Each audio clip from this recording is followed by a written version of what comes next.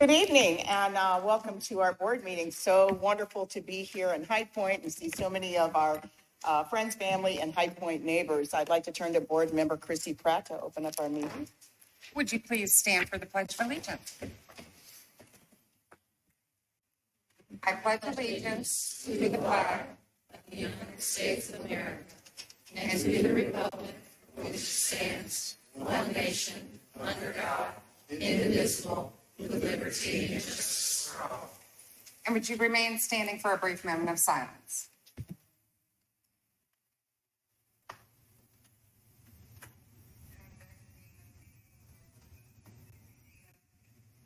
Thank you. You can be seated.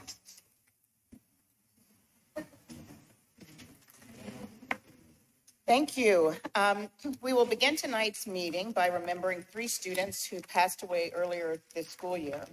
Although we celebrate their lives and the positive impact they made on the Guilford County school family, our hearts are extended in grief to their loved ones. On behalf of the Board of Education, we'd like to extend our deepest condolences to the families, friends, and teachers of Nasir, Nyla, and Kasim Creighton. Nasir Creighton was a gifted, kind, and creative student at Union Hill Elementary. His teachers often spoke highly of him. He had an enthusiasm about his work ethic and excelled in his classes. Although he was quiet at school, he was loved and respected by his peers as well. The Creighton family was very involved in Nasir's education and could often be seen having lunch with him or being active with him by volunteering in his class. The Union Hill family will surely miss his soft-spoken nature, inquisitive mind, and sweet spirit.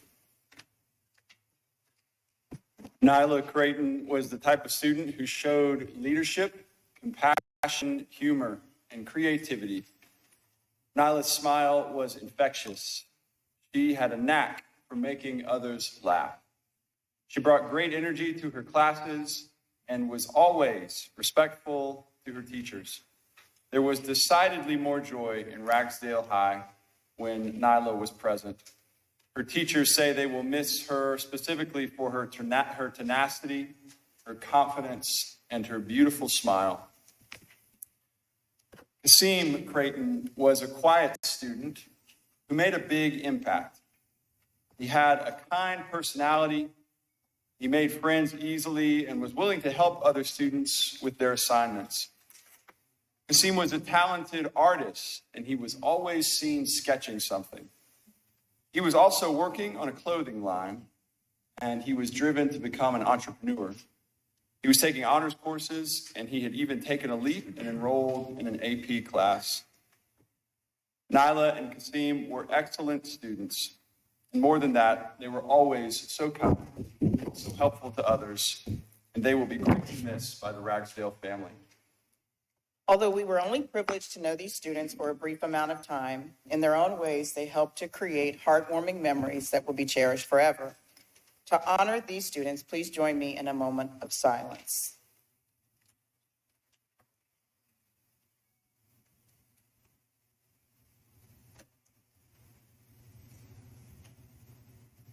Thank you. At this time, we would like to invite any family members, any school representatives that are in attendance to come forward. The board would like to offer condolences. And start down here.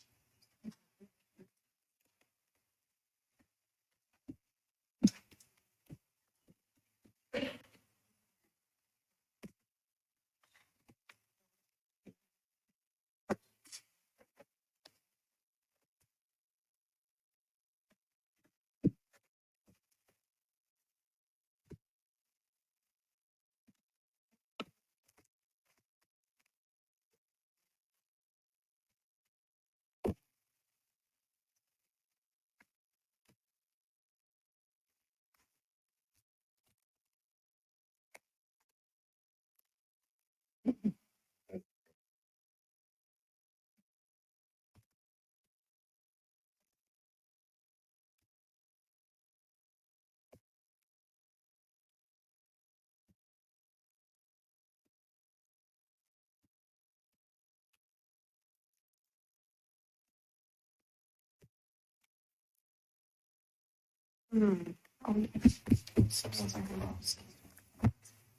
them all.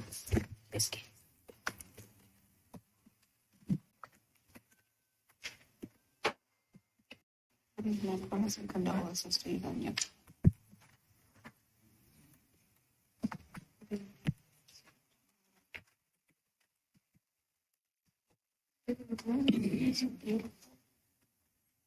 You have much better.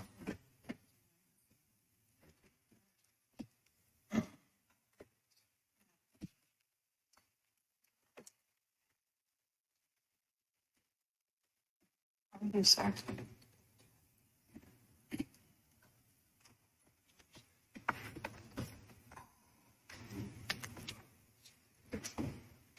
Thank you. Next, we will recognize our May Employee of the Month, Jen Nearly. Will you please come to the podium? And as you make your way, I'll say, as a lead teacher for Exceptional Children's School Support, Jan Nearly works with 8 elementary schools to support the education of students with special needs. When one of those schools faced unexpected teacher turnover within the EC team, Nearly stepped up to make sure student learning didn't suffer, even teaching a class herself to fill the void. For her efforts and for demonstrating that we are truly better together, Jen was named the May Guilford County Schools Employee of the Month. Jen's 3 nominations came from educators and administrators at Montlou Academy of Technology, including this one from Principal Kimberly Scott. Miss Nearly is a true Guilford County Schools rock star. She has supported our school in numerous ways this year. She has come to our rescue in ensuring that each scholar has an individualized learning plan that will help to enhance their strengths while also closing current gaps. She has met with numerous families and also supported our teachers as they work to ensure that each child's needs are met. She has supported us by directly working with our scholars to make sure that learning never stops. She has worked tirelessly on our campus and also during her personal time to make certain that our EC scholars continue to thrive. We are forever grateful for her and all that she has done to support our school community this year. Jen received a $50 gift card courtesy of the Greensboro JCs, and during the month of May, your photo will be displayed at the district central offices and in the Greensboro JC's office. At this time, I'd like to ask Board Member Deborah Napper to read aloud the certificate honoring Jen. The County Board of Education Certificate of Recognition presented to Jen Nearly, Exceptional Children's School Support for Employee of the Month, sponsored by the Greensboro JCs for May of 2023, and signed by Dr. Oakley and our chairwoman, Dina Hayes. Thank you, Deborah. Jen, would you like to say a few words? I appreciate all the You support. can just step to the mic so we can capture Sorry. what you're saying. I'm not used to doing microphones, but thank you for all the support because it's been wonderful to support the children and to support the faculty members. And I couldn't be anywhere else in the county. I love what I'm doing and love the schools I'm working with. So thank you. Thank you.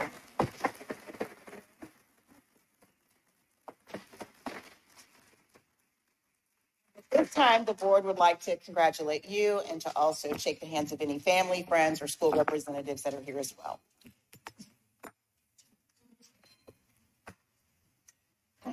Congratulations. Thank you. Congratulations. Congratulations.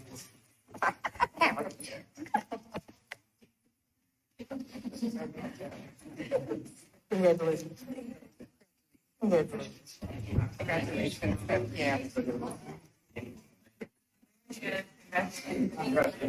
Yeah.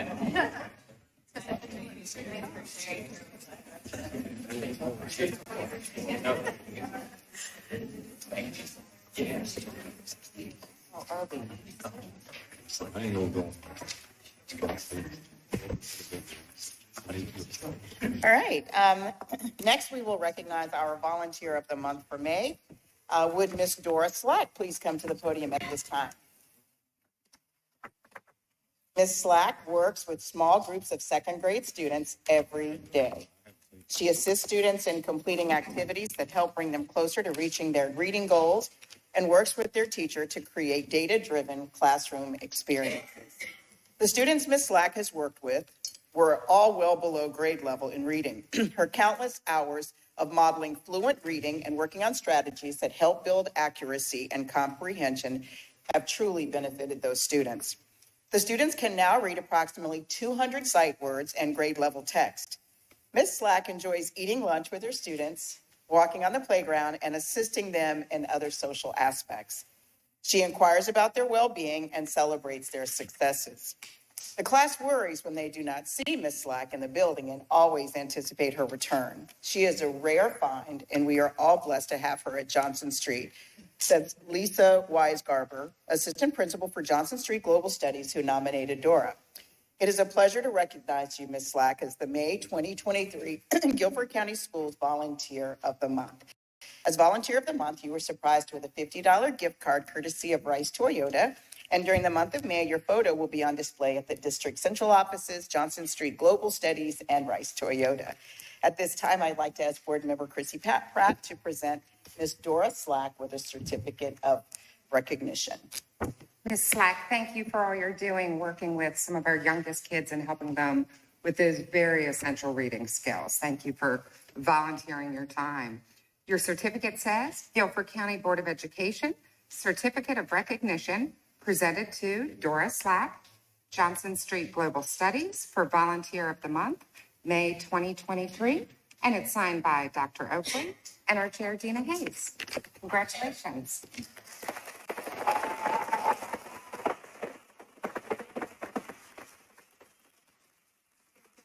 Come say a few words. Okay. I just wanted to thank everyone for recognizing me. I worked with Ms. Clark for 7 years, and I really enjoyed the second grade children. I love all of them. But the senior resources, I only have 4 children that really need help. Is the one that I help every year. And it's been a pleasure and I'm glad that I can still do it. And I hope to be that long.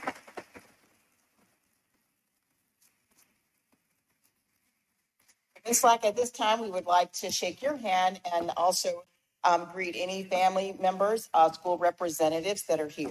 I have my daughter, my son-in-law, and my teacher. Well, bring them on down.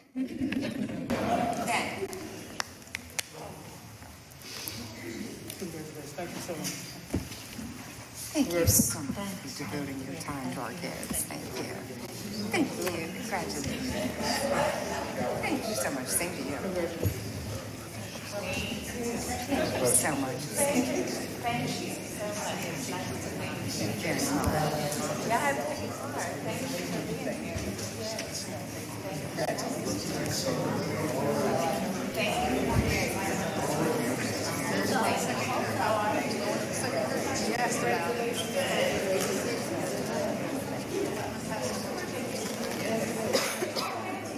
That's right.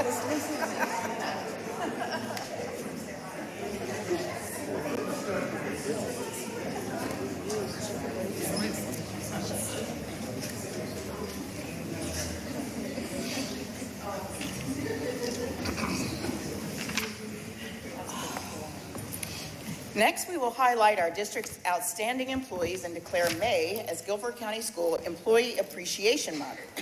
The Guilford County School Employee Appreciation Campaign expands on National Teacher Appreciation Week during the first week in May. For the 13th consecutive year, and in the spirit of true teamwork, we want to not only thank our teachers, but also thank all the employees who work together to help our children thrive in the classroom and beyond. During the month of May, we invite the community to help us celebrate the teachers, administrators, and support personnel who hit a home run for our students. Please tell us about your Education All-Star on social media using the hashtag #GCS All-Stars or by email at goodnews@gcs.com. Guilford County School Employee Appreciation Month gives the district and the community an opportunity to say thank you and to show educators and school employees the respect they deserve, not just this month, but every month. Together, Guilford County Schools employees are batting 1,000. At this time, I'd like to ask Board Member Betty Jenkins to read aloud the resolution declaring May as Employee Appreciation Month. Proclamation declaring May 2023 as Guilford County School Employee Appreciation Month. Whereas Guilford County Schools is a district with tremendous educators who work open students' mind to ideas, knowledge, and dreams. And whereas educators who with other support staff to help students achieve excellence in the classroom and beyond.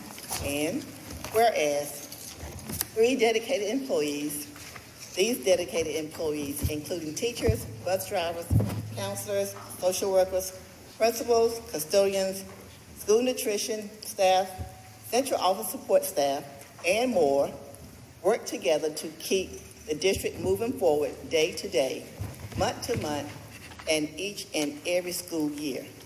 And whereas in Guilford County Schools, we know it takes a winning team to bring learning to life, and its spirit of truth, a teamwork.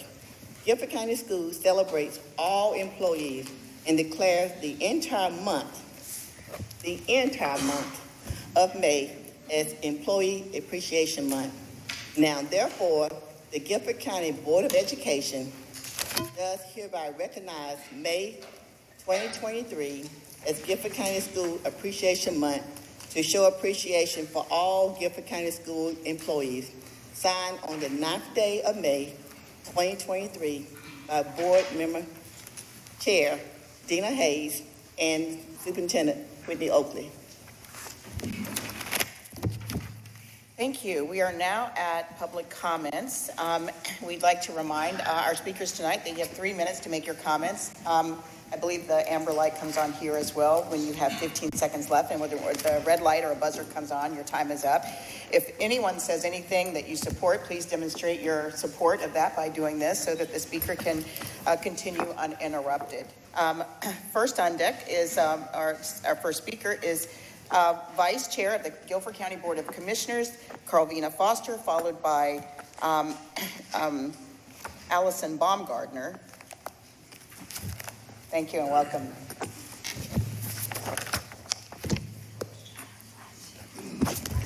Good evening.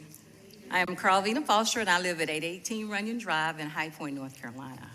I am not here as Vice Chairwoman of the County Commissioners, Carlvina Foster, but as a proud supporter of public education. I have my shirt, "We're Public Schools Strong." First, I'd like to thank Superintendent Oakley and the Board of Education for continuing to bring at least a meeting a quarter to High Point.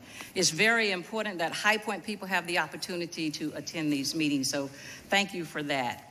And it is so refreshing to see so many people here tonight in support of the superintendent's budget that she will be presenting later on. I can tell you that this superintendent and this board values each and every one of Guilford County Schools employees. They are very grateful for the job that you do, and her budget reflects this. It's a really big ask. But she and the board are doing their part to be sure that the employees of Guilford County Schools are taken care of. We appreciate so very much the job that you do. I'm not going to say it's going to come to the commissioners, but it will come to the commissioners. Don't pack our stuff like that. But I want to leave with you this thought. Well, not a thought, but Municipality GS 160A-690A and B says that a municipality may appropriate money to a public school that serves the residents of the municipality to fund the school's current operating expenses or any other specific uses directed by the municipality. High Point is a municipality. You're in High Point. All of the money doesn't have to be allocated from Guilford County. It could be allocated from the municipality. So those of you that are in here tonight that live in High Point, we don't want to raise taxes, no. But you can advocate for the city council to look at advocating money to Guilford County Schools. We all have to do our part to be supportive of this school district that does an outstanding job for our students. So in concert with the superintendent's strategic focus, we're better together. Thank you. Thank you. Allison Baumgartner, followed by Frank Thomas. Welcome.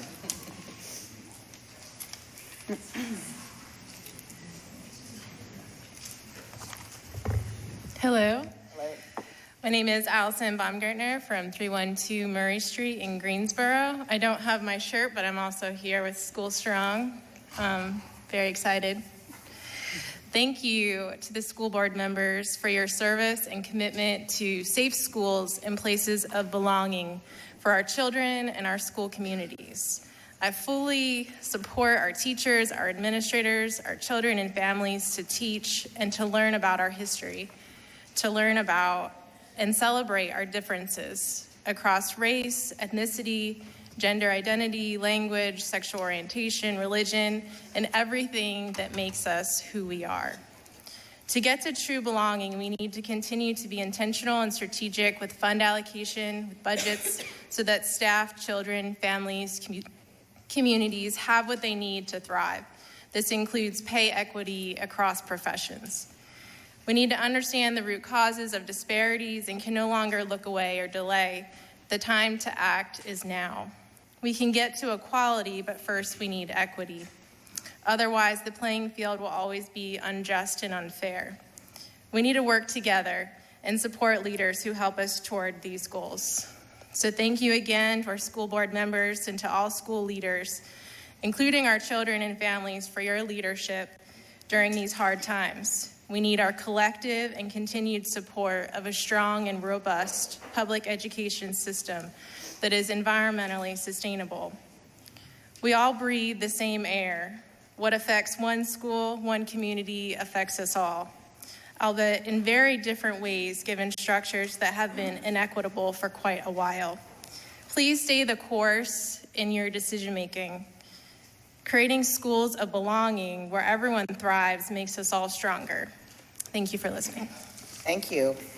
Reverend Frank Thomas, followed by Victor Sutton. Welcome. Good evening. I'm Reverend Frank Thomas. I pastor Mount Zion Baptist Church here in the city of High Point, 753 Washington Street. I came for one reason, but when I saw all the red shirts, I couldn't help but speak about why they're here. Pay equity in our school system, in our school district, is necessary for every person who works to support the education of our children. Pay equity is necessary. I don't live in Guilford County. I don't have children in the school district, but everybody here knows that I support this district because it affects the members of my congregation and it affects every person in this county. Ultimately, if we don't pay now, we will eventually pay later. If our children are not educated, if our children are not uneducated or undereducated, children become undereducated adults. Undereducated adults become unemployed adults. Unemployed adults, we all pay for in some way, shape, or form.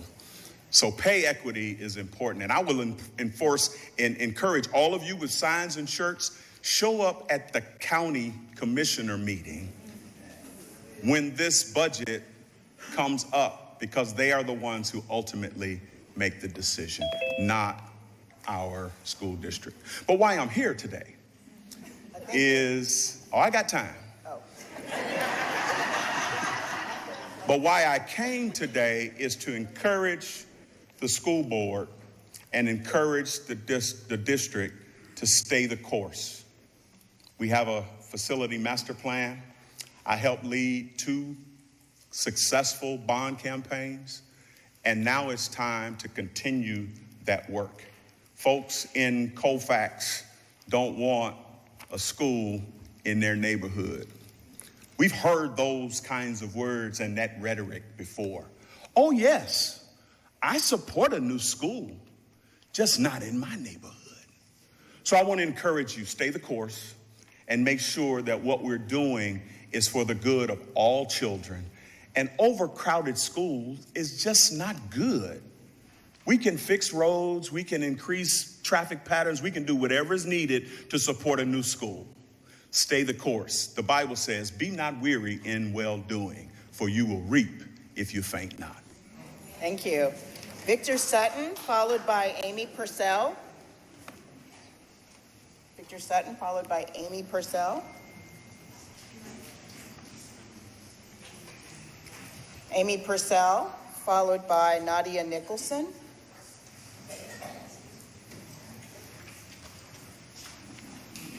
Welcome.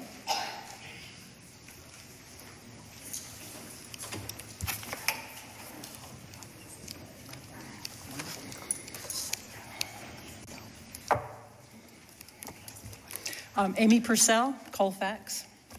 A major goal of the GCS 2019 plan is promising choice programs.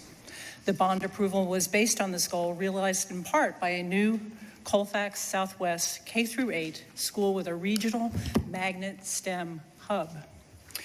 Dr. Oakley stated in the Joint Facilities Capital Committee that since 2019, new opportunities for STEM education have been established at UNCG and A&T. The magnet hubs are no longer needed.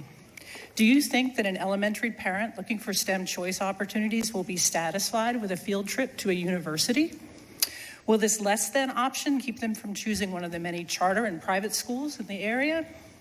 The proposed school has gone from having a STEM magnet hub to a K-8 with some STEM offerings to a school with science and math in its name. We are not together. The GCS website stats show that since 2017-18, enrollment has decreased by 7%. Neither Colfax Elementary or Southwest are overcrowded because of enrollment or lack of facilities. When members of our community met with GCS last week at Colfax, the staff explained that an entire hallway of classrooms was closed due to a lack of teachers. We have a teacher and staff shortage. This is the reason behind overpopulation in our classrooms, not a lack of facilities.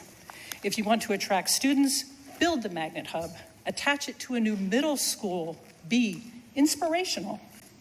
We are not together. The bond was approved at $38 million, and the current cost update is $57 million. The GCS budget reveals that with land acquisition, development fees, and inflation, $204 million is the actual project cost.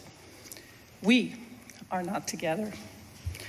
The proposed site is less than a mile from the Forsyth County line, 2 miles from Colfax Elementary in an area that is a mix of agriculture and low-density residential. 2 hospitals are 2 miles away. Country roads follow property lines with 90-degree turns, and rolling hills and curves cannot be easily upgraded to safely handle the traffic. It will take a lot more than a stop sign to fix. When residents are asked where the school should be, most favor where roads can already accommodate it. 38 acres is for sale adjacent to Colfax Elementary. Clustering schools benefit the community. Sandy Camp Road and Sandy Ridge Road have infrastructure improvement plans in place. Both will benefit from a school and are centrally located between Southwest and Colfax Elementary. A Fortune 500 firm has proposed this site to enhance their profits and continue to open land up for development. Select this location and they get free infrastructure and our precious open space disappears. The CEO of CBRE made almost $26 million last year. This is what they do. Imagine what we can do better together. Thank you. Thank you. Thank you. Nadia Nicholson, followed by David Gilbert. So I think the first 3 buttons that you hear means they have 15 seconds left. And Madam Chair, the clock is on this wall. I know, that's what I was looking at. when I thought your buzzer went off. Thank you. Nadia Nicholson, followed by David Gilbert. My name is Nadia Nicholson, and I live on Youngsville Road. I'd like to say thank you for everything you do, and I know it can be hard since there are some decisions that not everyone agrees with, as I witnessed at the last meeting. You all make so many hard, yet amazing decisions for GCS, so thank you. Thank you. I will be talking about school lunches and the students with a lunch balance. A normal school lunch tray has 1 meat, 1 vegetable, a wheat roll, fruit, and milk. This meal is not enough to give. This is a meal to give you enough nutrients for the rest of your school day. While most of the students are enjoying their lunch, there are kids that aren't. Students who have a high balance and cannot pay it off or down get a bagged lunch instead of a lunch tray, after walking through the same lunch line as everyone else buying lunch. While you might think that they get the same lunch, they don't. Those kids instead get a juice box or milk, fruit, vegetable, and a roll. But I wonder, where's the protein? Aren't all lunches supposed to be balanced meal? Not only is that not a good and substantial lunch, but we also know that's their last meal for the day. That meal cannot provide energy for that child, and it's also not fair that they are getting the same lunch as their friends. It's even worse that it separates students and makes it noticeable. There is a difference between a home-bagged lunch and a school-bagged lunch. That can not only be very embarrassing and humiliating, but that student may not have wanted to share this rough part of their lives with their friends. When kids notice something different, they will say something. And just by that one singular comment can ruin that child's self-esteem. Then it turns into a chain of really bad things, such as bullying, self-harm, etc.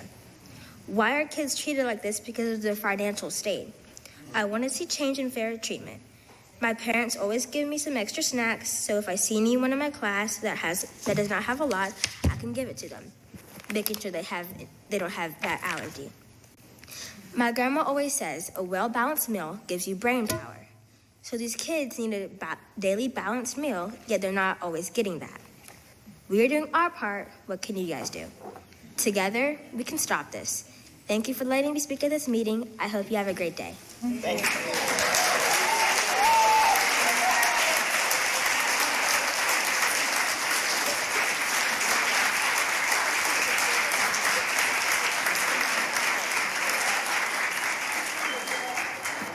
We'll allow that outburst. David Gilbert, followed by Tyreek Mitchell. Welcome, Mr. Miller. Mr. Gilbert.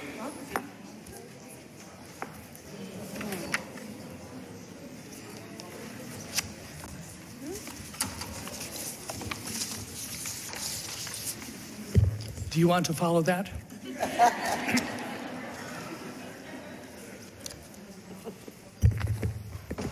My name is David Gilbert. I'm a representative of the Greensboro Solar Power Now Coalition of environmental groups. I live at 808 Twickenham Drive in Greensboro.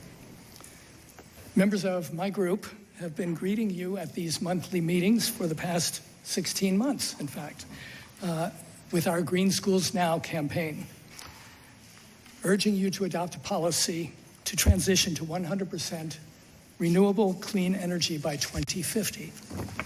We appreciated the steps reported at last month's board meeting. While we hoped for stronger policy commitment from the board, we were very encouraged by the report by Superintendent Oakley and Dr. Rebecca Kay about the revision of their energy and resource conservation regulation, number 6530. Of particular note were the inclusion of a good faith effort to transition to 100% clean energy, establishing a baseline target of meeting the LEED Silver standard, and having the superintendent or designee report annually the district's sustainability efforts and progress.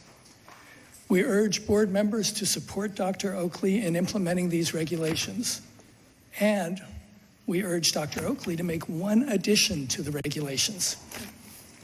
Missing from the 100% clean energy commitment is a target date, which we think should be 2050.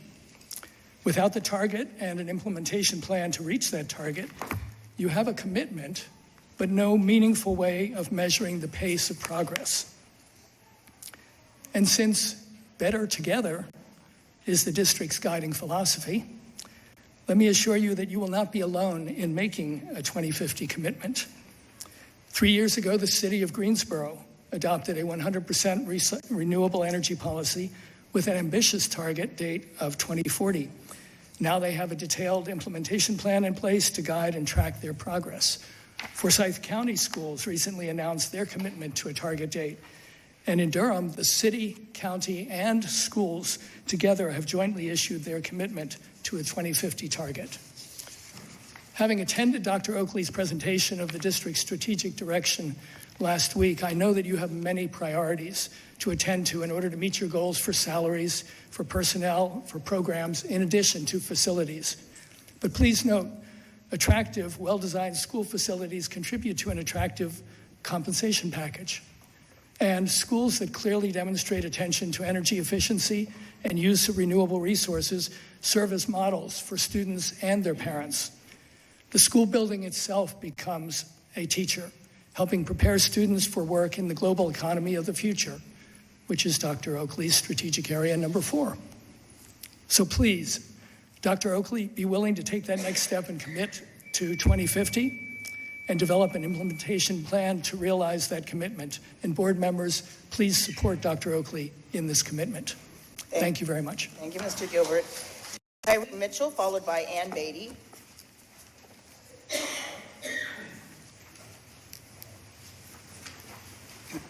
Welcome.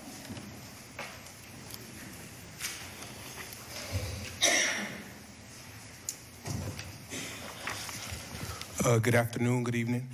My name is Tyreek Mitchell, and I'm here to represent my nonprofit organization, One Family, One Direction.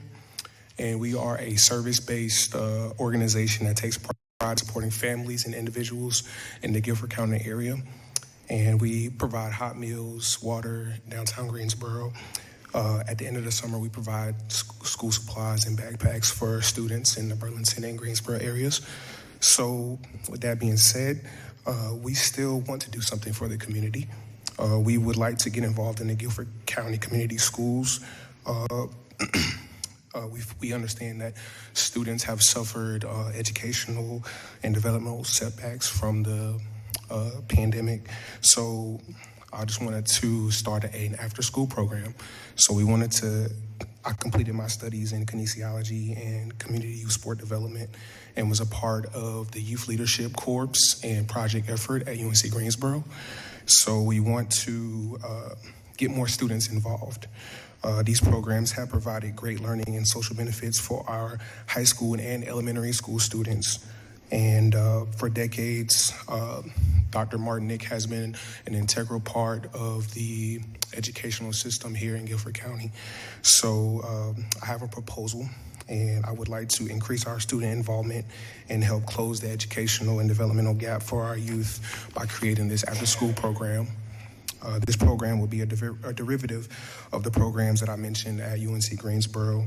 It will essentially create a course for the high school students to learn leadership, responsibilities, and mentorship by tutoring and organizing physical activities for the students.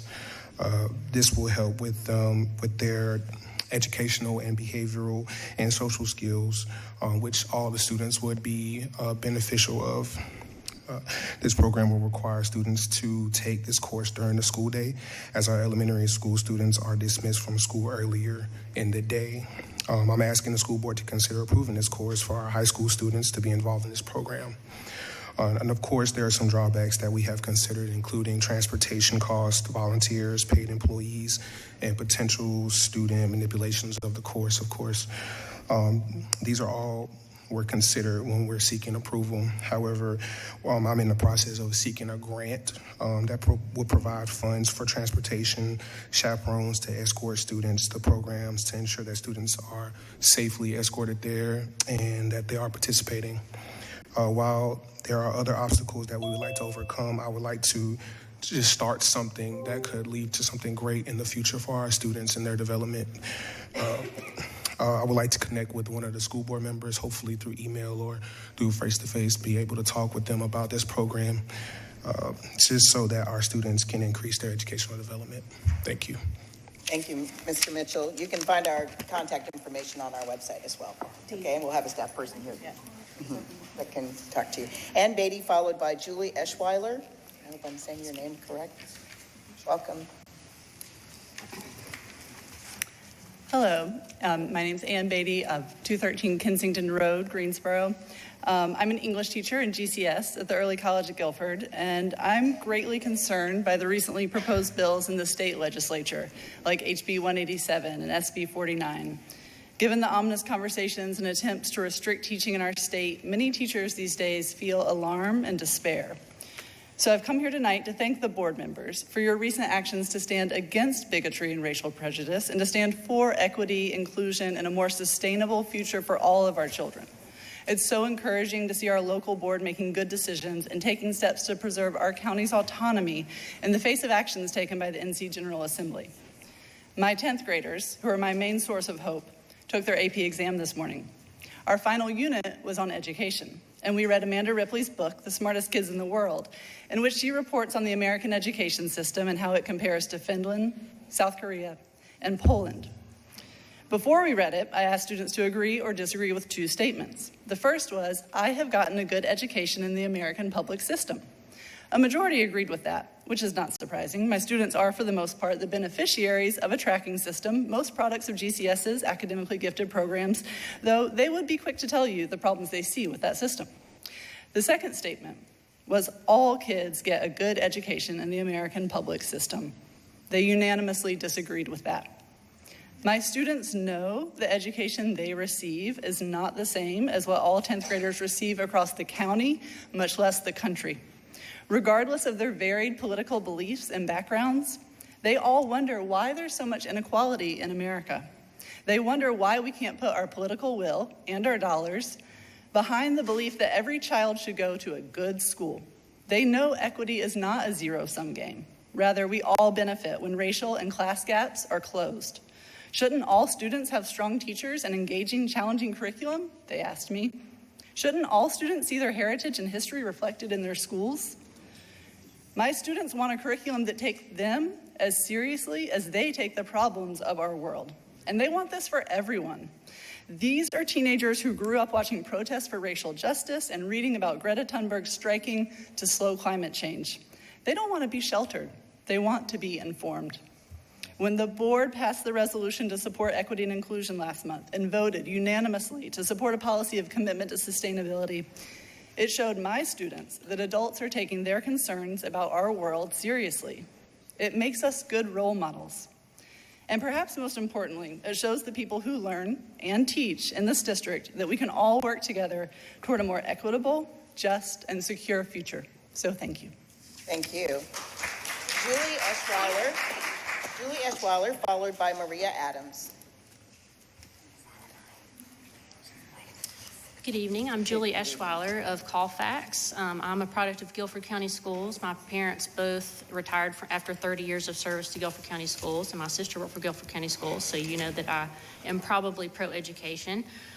First of all, I would like to say that the initial decision to have a STEM hub was an exciting project for the students and parents in this area. So it is a little bit disappointing to find out this is only being included in a watered down context at this point. We heard it will now just be a K-8 overflow school, and then after complaints, it seemed to be upgraded again to a STEM theme, but not the hub that everyone was hoping for. And the reason given to me is that they couldn't find the 60 acres of land they needed and had to settle for about half of that. The Katherine G. Johnson is a prominent name these days after the movie Hidden Figures was made about her, and I believe her daughter was even invited to the naming ceremony.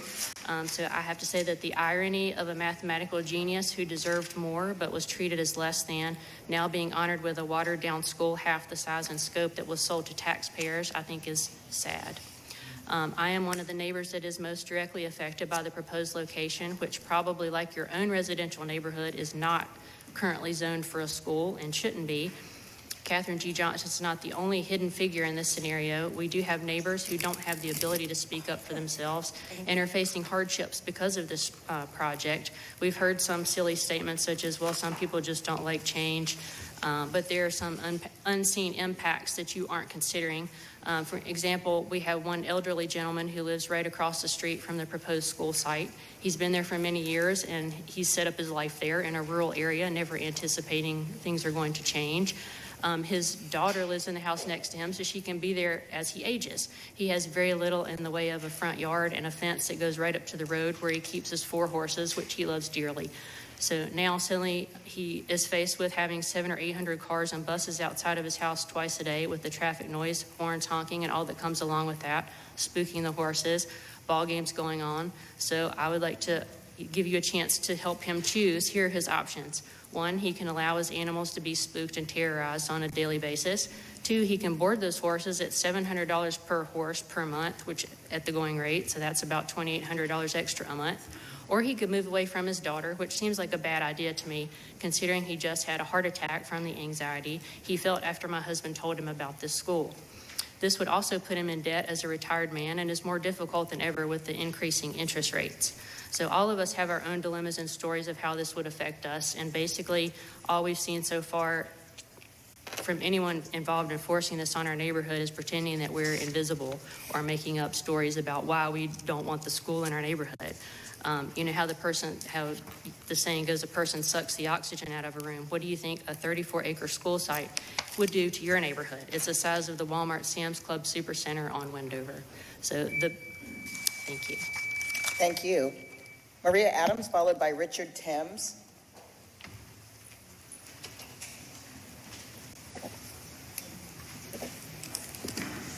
Welcome.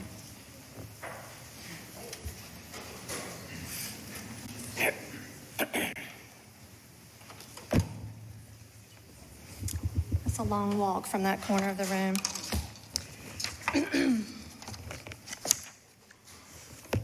Good evening. My name is Maria Adams, and I live in Summerfield area of District 3. Thank you for the opportunity to speak this evening. The first thing I wanted to say is I applaud the young lady who spoke about school nutrition. I also think that school nutrition is extremely important, and I agree that we should continue to fund healthy meals for our children. Living in District 3, I'm part of the disenfranchised voters and residents of the fiasco that has happened with the school board seat. And so I'd like to address that, if I may, please. So first of all, for 4 months, the board denied Mr. Logan his legal seat on the school board. His name was slandered and his character was slandered by pernicious lies, and he was disrespected from his loyal service as a 26-year teacher here in Guilford County Schools, which is just really sad. After months of denying Mr. Logan his rightful seat, we were told that it was going to finally happen, that he was going to finally be seated after a new law was enacted. It was inferred by Dr. Oakley's office and by the board that Mr. Logan would be seated when he and the Republican board members were told that a judge would be on site to commence the swearing in. In good faith and a belief that this board would do the right thing, Mr. Logan had a room full of supporters like tonight to witness his swearing in. And among those guests and supporters were Mr. Logan's wife and his father. Mr. Logan's father, who is an elderly man, traveled a 3-hour round trip to be here for his son. You could tell that Mr. Logan's father was beaming with pride as he held the family Bible encased in a wooden box.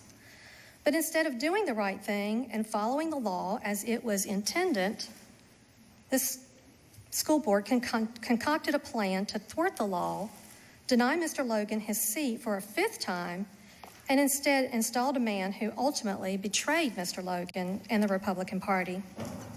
So my first reaction to these abhorrent maneuvers was sadness. My heart was broken for Mr. Logan and really for everyone in District 3. He endured public humiliation at your hands. Is this what you consider is better together? As for Mr. Goebel's actions, I'm terribly disappointed in him. I'd only known the man for a few weeks. He portrayed himself to be a nice man, but all the while he was vying for Mr. Logan's school board seat. He ran for Guilford County GOP chairman and expressed his loyal service to the Republican Party and asked for our votes and stated, "I will not let you down." But less than 30 days later, Mr. Goebel betrays the Republican Party by conspiring and colluding with the Democrats on the seat, on the school board to seat himself instead of supporting the legal nominee, Mr. Logan. Is that my time's up? Yes, ma'am. Okay, well, thank you. Thank you. And our final speaker is Richard Thames.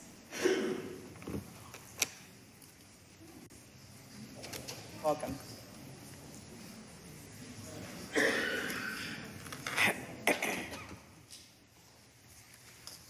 How you guys doing tonight? My name is Richard Thames. I have 2 children, one at Southwest High School and one at Southwest Middle School. I'm here to ask the board for three changes around how communications are handled that involve threats to our children and the school campuses they attend. Last week, there were 2 days that involved threats to my children's school. I'll be talking about the threat that was made specifically towards Southwest Middle School on Thursday, not the statewide threat that occurred on Friday that involved the entire district. The threat on Thursday was shared on social media and later deemed as not credible by the school and law enforcement. A message was sent out at 10:07 a.m. that did not contain any details and was very general in nature. At 12:07 p.m., 2 hours after the school message was sent, I received a message from my 12-year-old daughter stating in her exact words, "Hey, the police officer found a gun at the school and he said there might be another one on, and I'm a little freaked out." I sent her the screenshot of the email that I had received earlier from the principal and also sent a message back to her telling her not to worry and try to not let it affect her day. She then replied back to me 15 minutes later saying, "Yeah, I know, I should, but I found out this story from students and a teacher." The teacher is the part that really got to me. This was followed by another message that stated, "If it does happen, I got a pair of scissors to stab them." I couldn't help but think that maybe this was another issue happening since the original message never contained any details about a gun, and her messages were multiple hours after the original message. My 12-year-old was scared to death and was relying on her daddy to keep her safe while in the hands of the school who was supposed to be providing that safety for her. While I was communicating with her, I was sending multiple messages to the principal directly, as well as replying to the Blackboard messages that he had sent for clarity on what the original threat was. School administration never called or replied to any of those emails that day. Very first reply I got from the school was not until Saturday, which was 2 days later. And now, honestly, I don't think that would have happened had I not contacted my school board member that's in the area. I'm here to ask the board for 3 changes. I'm asking the board to implement a standardized communication policy that asks that this policy requires specific details about the incident when it involves threats to our children or their safety. Now, I understand the reluctancy of omitting these details to prevent parental panic. However, this lack of details on May 4th did the exact opposite and created a mass exit of children, adding to the panic of those left behind at the school. I'm asking the board to create a standard, my second request, I'm asking the board to create a standard operating procedure that includes a specific process that handles email replies to Blackboard messages sent to parents, especially when the safety of our children are involved, credible or not. Lastly, I'm here to ask that the board implement a policy surrounding the receipt of non-credible threats that have been widely distributed, widely meaning by more than 5 sources. Within the parameters of that policy, a process needs to be in place that requires that all students marked present for the school day are notified via physical assembly and not through a public school audible announcement that the threat is unsubstantiated. This assembly needs to happen immediately once the safety of our children has been established.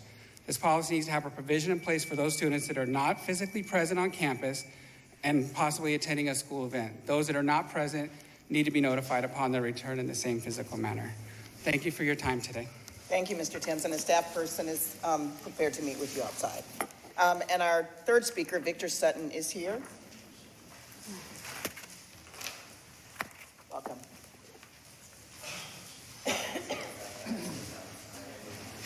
That's okay. Thank you. We're glad you're here.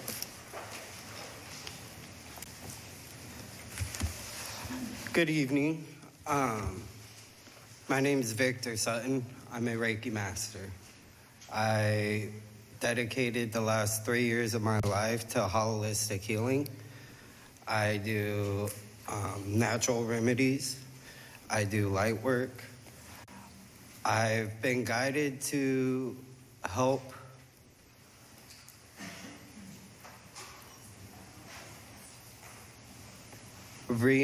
reinstate what children see.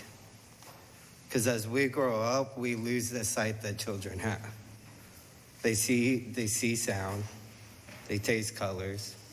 So we grow older, we lose that through our conditioning, through work, through family,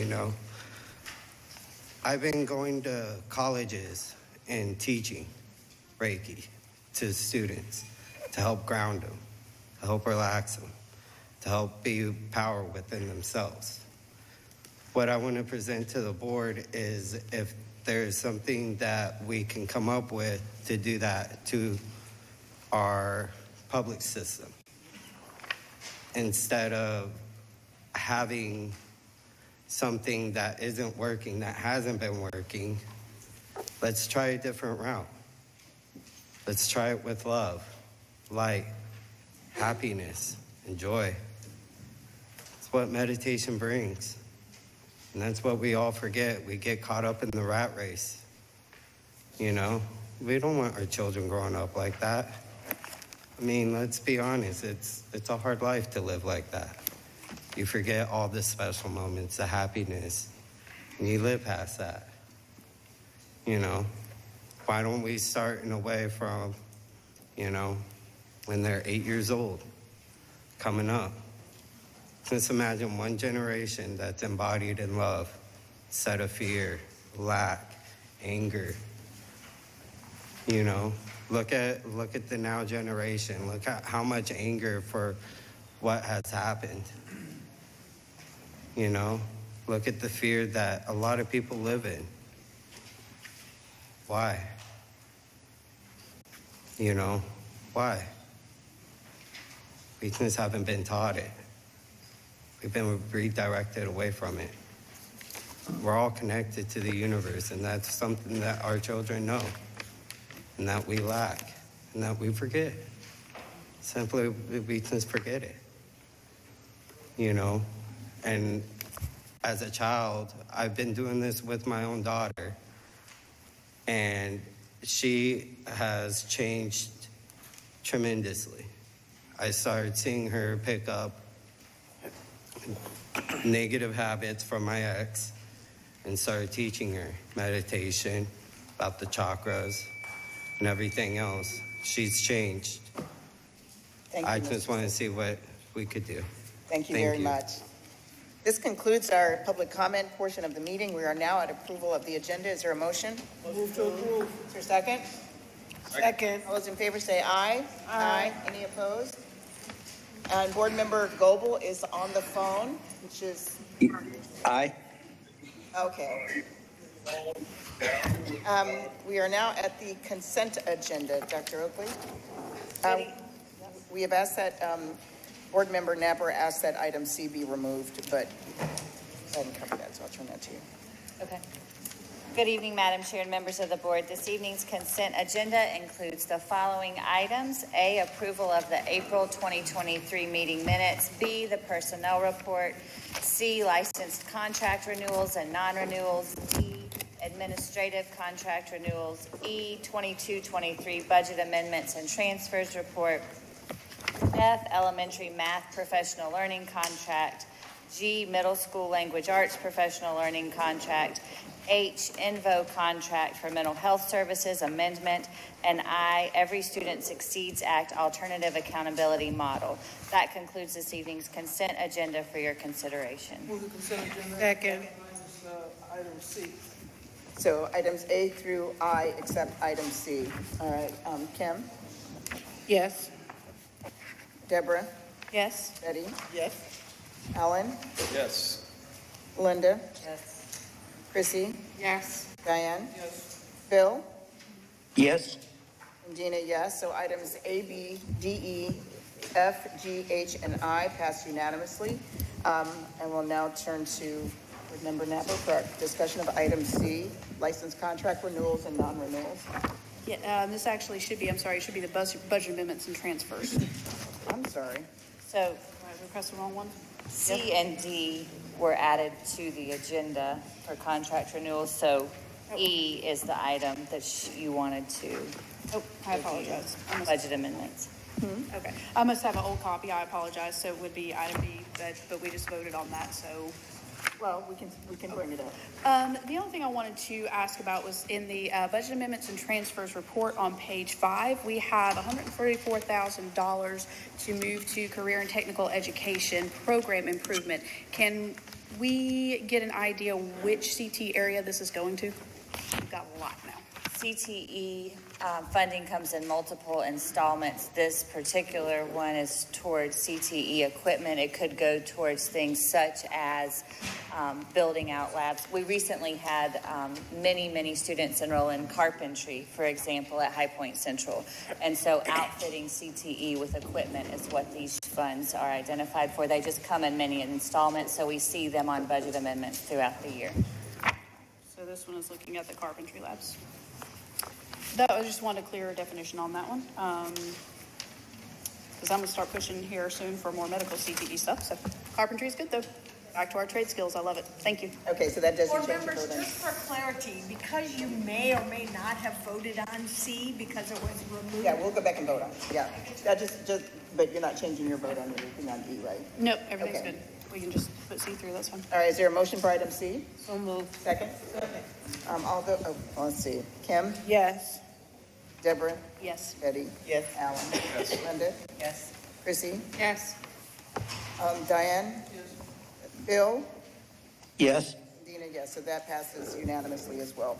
We're now at our public hearing on the budget. We have several people who have signed up to speak. I will start first with Kenya Donaldson. Is this our budget hearing? Yes, ma'am. So why don't we call to order the budget hearing and then, just so we have sort of walls So around. there's a protocol here for to call the budget hearing to order. Move. Public hearing on the budget. You need a motion? No, it's No. all. We just needed to Some call it that, some formalities. Our speakers are still given 3 minutes. And when the buzzer goes, you have 15 seconds left. And when you'll hear the fainter sound when your time is up. I'd like to welcome Kenya Donaldson, our first speaker, followed by Amy Harrison. Hello, I'm Kenya Donaldson, President of Guilford County Association of Educators.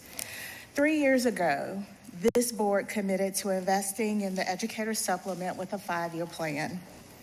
Today's budget includes phase 3 of that plan. Last year, the board supported and committed to investing $1.7 billion in our school facilities. We celebrated these in the media and all across our community. I'm genuinely proud of this board's commitment to addressing the impacts of decades of fiscal starvation in our district. What that has taught me is when this board stands publicly with the community and with educators, we win what our students deserve. Today, we face yet another form of fiscal crisis driven by years of underfunding. This starvation impacts our lowest paid workers in our district. I want to take a pause for a moment and celebrate one thing. Dr. Oakley, you have taken time to hear our stories. You have responded to the community's calls and the voices of workers at all levels in the district. Dr. Oakley, we see you. Thank you. We have not missed that you recognize and acknowledge the commitment of the school workers across the district. We agree that there is a wage crisis that must be addressed in Guilford County schools today. Our classified workers are faced with a decision to work in schools they love or quit and find jobs that will pay them wages so they can afford their rent and utilities.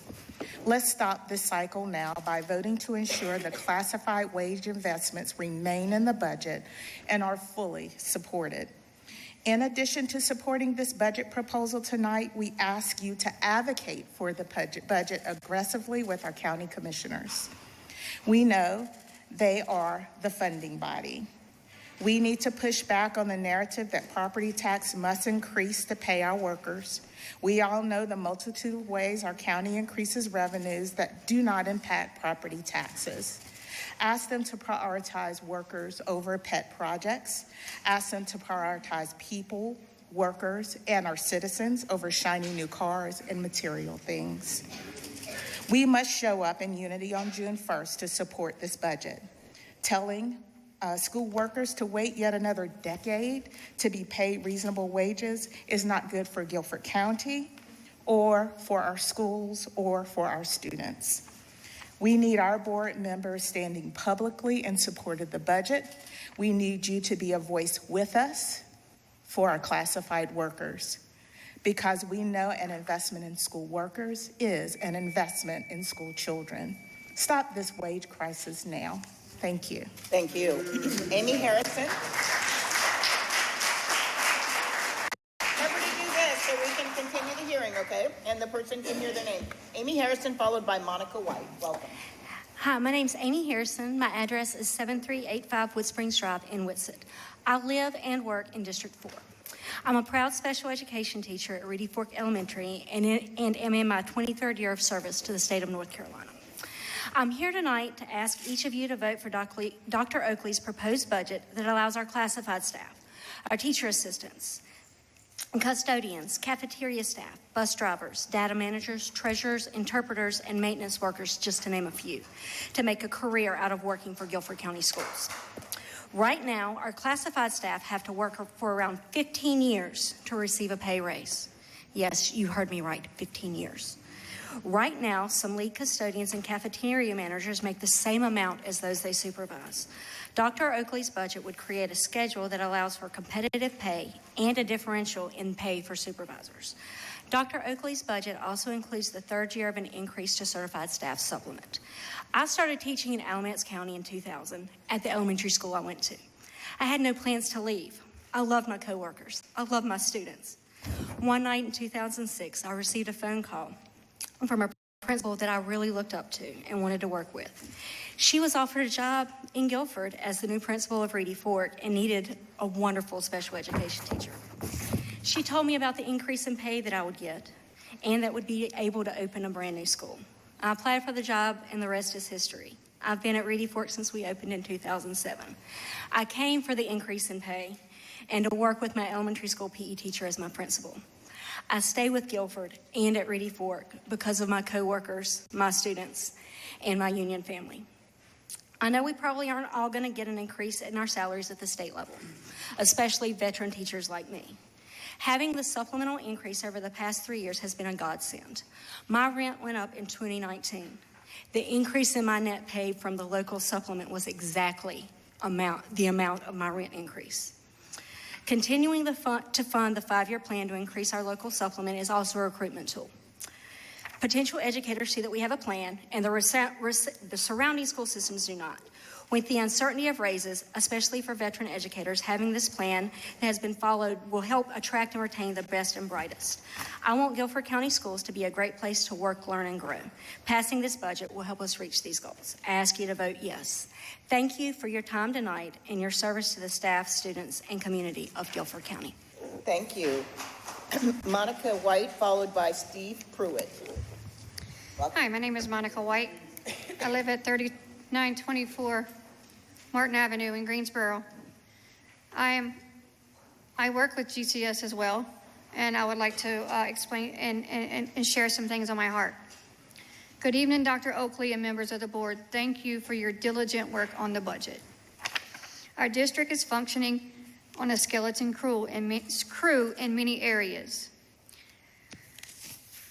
We have hundreds of staff vacancies throughout the district, including teacher assistants, maintenance, HVAC, plumbing, school nutrition workers, custodians, school office staff, delivery drivers. We're also short mechanics and facility staffs. Our district is functioning on a skeleton crew. When I started my career as a teacher assistant, I was making a livable wage. But after moving to Guilford County, I lost over $200 supplement in pay as an EC exceptional children's teacher, which was my choice because I wanted to come to Greensboro. Due to COVID and inflation, that salary is no longer a living wage. There is a substantial portion of our classified staff that the only way they make it month to month to be able to survive or is work another job or receiving services from our county and our state. We know that if classified wages are not increased, our years of service compressed, and our grade of employment changed to accommodate leadership positions, we're going to continue to lose great employees. We have an exceedingly challenging time hiring employees now. So I am asking two things from our Board of Education. You approved the Budget Model C for your budget to go to our county commissioners. If we're taking the dollars that are being spent supplementing our employees' families because of low wages and poverty, yes, some of our employees who give 100% to their jobs and students still live in poverty. We can provide a living wage and everyone wins. The second thing I would ask is for all of you to speak with your constituents, the people in your schools and your districts. Stand up for those people and support your staff with all the contacts you have within the Board of Commissioners and other folks in your circles. We are at a turning point in Guilford County. The wage crisis is real, and if we don't pay our employees a market rate wage, we will always be a skeleton crew, and that affects all of our students. If the HVAC systems are not working in our schools, students can't learn. If there's plumbing issues and leaks, the smell of water and standing water in schools is hard for children to learn.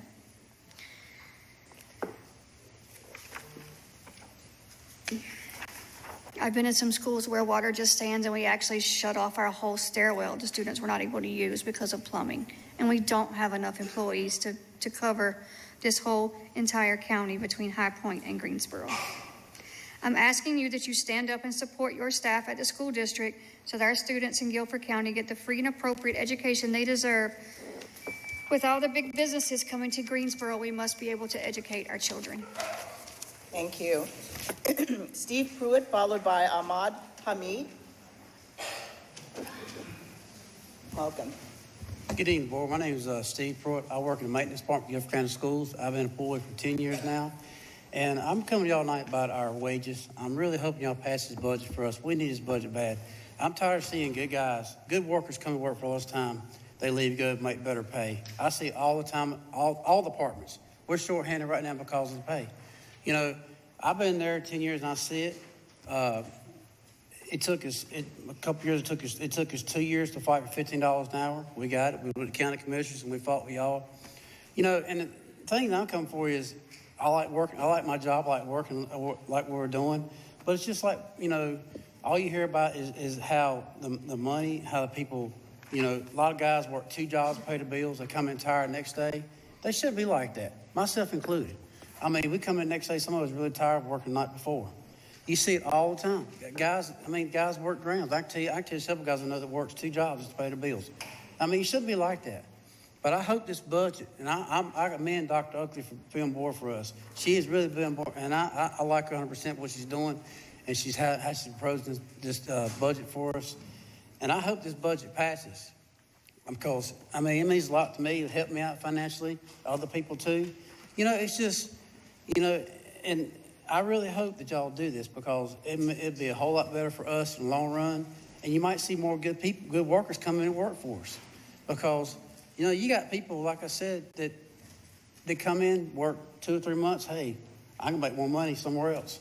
You know, it happens all the time. And I'm tired of seeing it all across the board. We're losing good people because of pay. But I really hope this budget y'all pass tonight. I hope it passes and we go to county commissioners next and they pass it too, and it'll be a whole lot better for all of us across the board. I'm talking about maintenance staff, all of us, custodians, everybody. I just really hope y'all consider this tonight and pass it because, you know, it will make things look really good. Like I said, I enjoy working. We have good people to work with every day.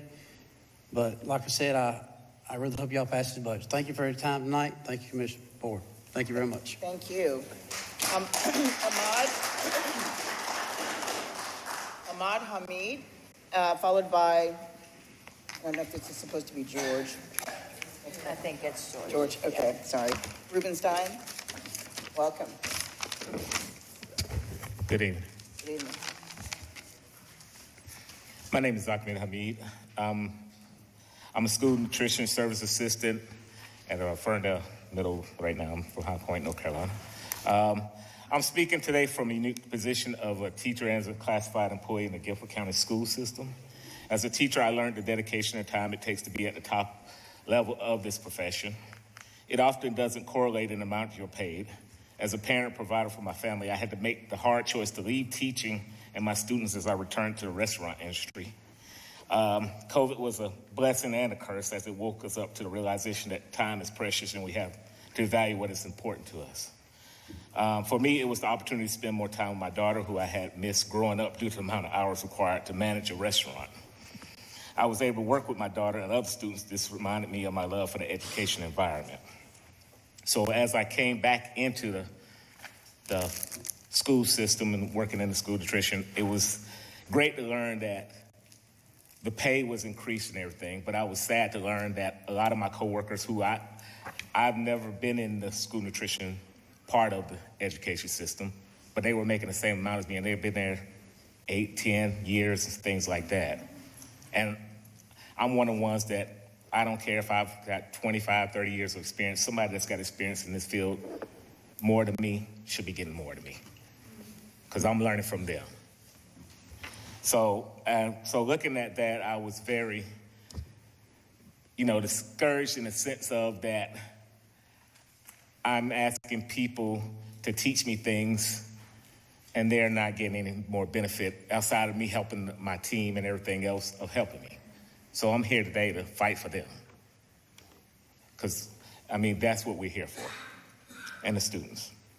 So I applaud all the educators and classified staff that worked throughout the pandemic to ensure our most valuable assets, the students, were able to continue to learn.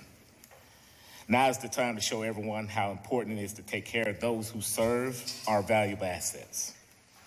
I ask that all of you continue to remember us as you discuss the budgets and continue to think of if something else happens, those that didn't stop and didn't give up when they could have just said no. So I appreciate your time. Thank you. Thank you. George Rubenstein, followed by Bill McNeil. Welcome. Good evening. Excuse me. I'm George Rubenstein. I live at 5106 Ainsworth Drive in Greensboro, and I'm a 27-year veteran. I'm now working at Ben L. Smith High School, have been there for the last 4 years. Prior to that, I worked at High Point Central for 8 years. Everybody that is here to try to convey to you the importance of them getting what they deserve. If the people that work at Ben L. Smith or have done work at Ben L. Smith can please stand and be recognized. These are some incredibly hard workers. I've seen these people more than I've seen my own family. My family does not live in this area, but still, they are dedicated, they are passionate to make sure things get done. I spoke to several of our custodial staff as well as our cafeteria staff. One thing that the custodial staff seems to be very concerned about is about positions. They lost a position at Ben L. Smith. There are 2 buildings. So they lost a position for the B building, and there's only one person to clean up on the first shift. Since we have a lot of after-school activities in the gym, whether it's for athletics, but also in the media center, because we house and host the GCAE monthly meetings, that's important for us to be able to have that additional custodial assistance. There's a lead 2 custodian who's been working for 27 years. She makes only 24 cents more per hour than a first-time custodian. That does not seem fair at all. We have a 30-year-old plus elevator that finally went kaput, and now the staff have to load up furniture and bring it around the buildings in order to be able to move things to get where they need to get to. The gloves that they order are so thin that they have to put at least 3 pair on for each use. The small bags for the trash cans are so thin a pencil or straw can rip them. The chemicals that we use are not any good. We also must work twice as hard to get things cleaned properly. For the men's urinals, there had been an orange liquid that was wonderful and made the bathroom smell so much better. That is no longer available. Now let's go quickly to the cafeteria. They started off the year with 13 people. Now they're down to 8 or 9 people. From the time they get there, nonstop. One woman was saying that she had to go through 5 or 6 crates of green beans. She missed her lunch. She got fussed at because of that. Even with the $15 for a 7.5 hour day, one person by themselves cannot pay rent. Many of them work second jobs, whether it's an hour, whether it's 2 hours after the day at Ben L. Smith is done. Thank you for your support, and please don't forget these people. Thank you for your time. Bill McNeil, followed by Phyllis Wall.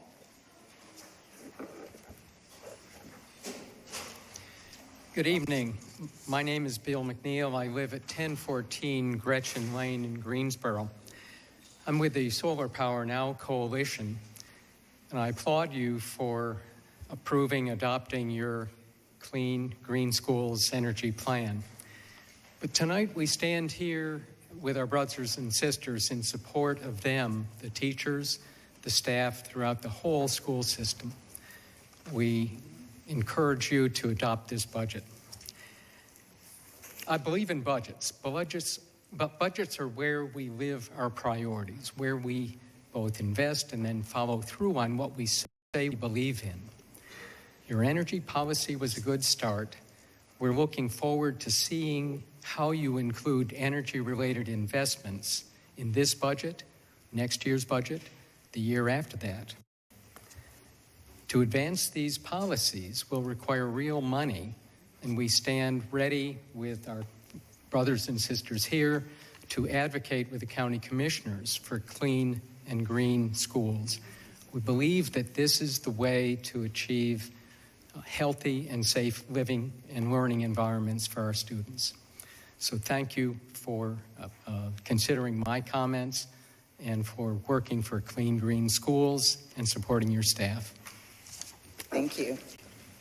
Phyllis Wall, followed by Samantha Patino Perez. My name is Phyllis Wall. I work at Christine Joyner Green Education Center. It's a delayed developmental disability public separate school. I've been there for 27 years, or with Guilford County for 27 years. We work our job duties. We work on life skills. We work on making them viable to work out in the community, hopefully at one time in their life.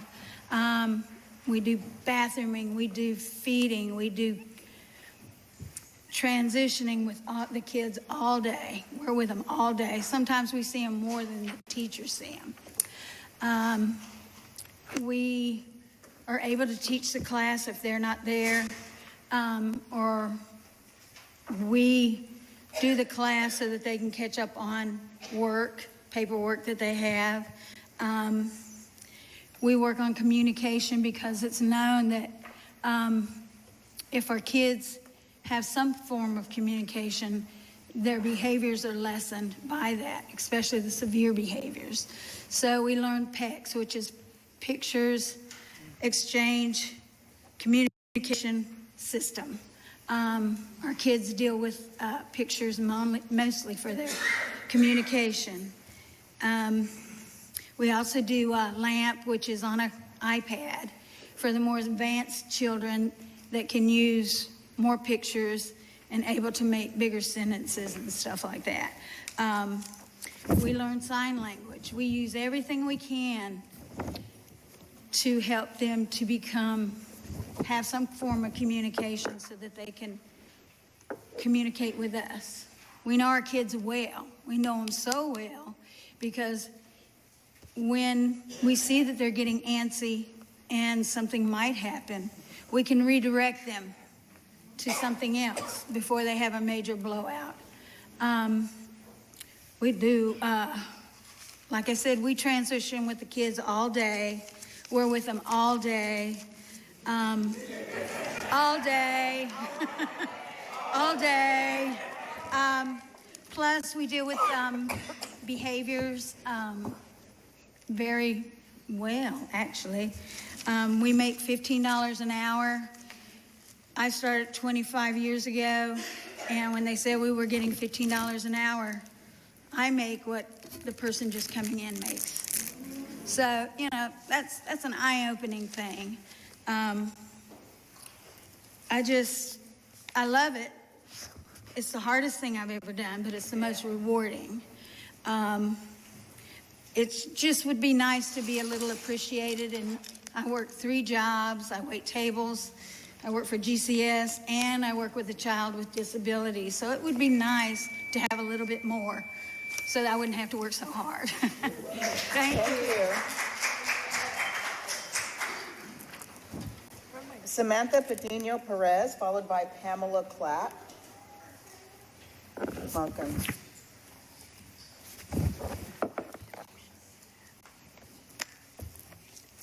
Hello, my name is Samantha Patino Perez. I live at 930 Bellevue Street.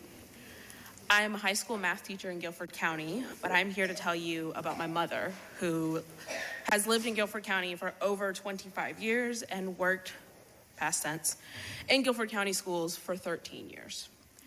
My mother, Rosa, is the hardest working person I know. In 2007, she began working as a custodian at Eastern Guilford High School.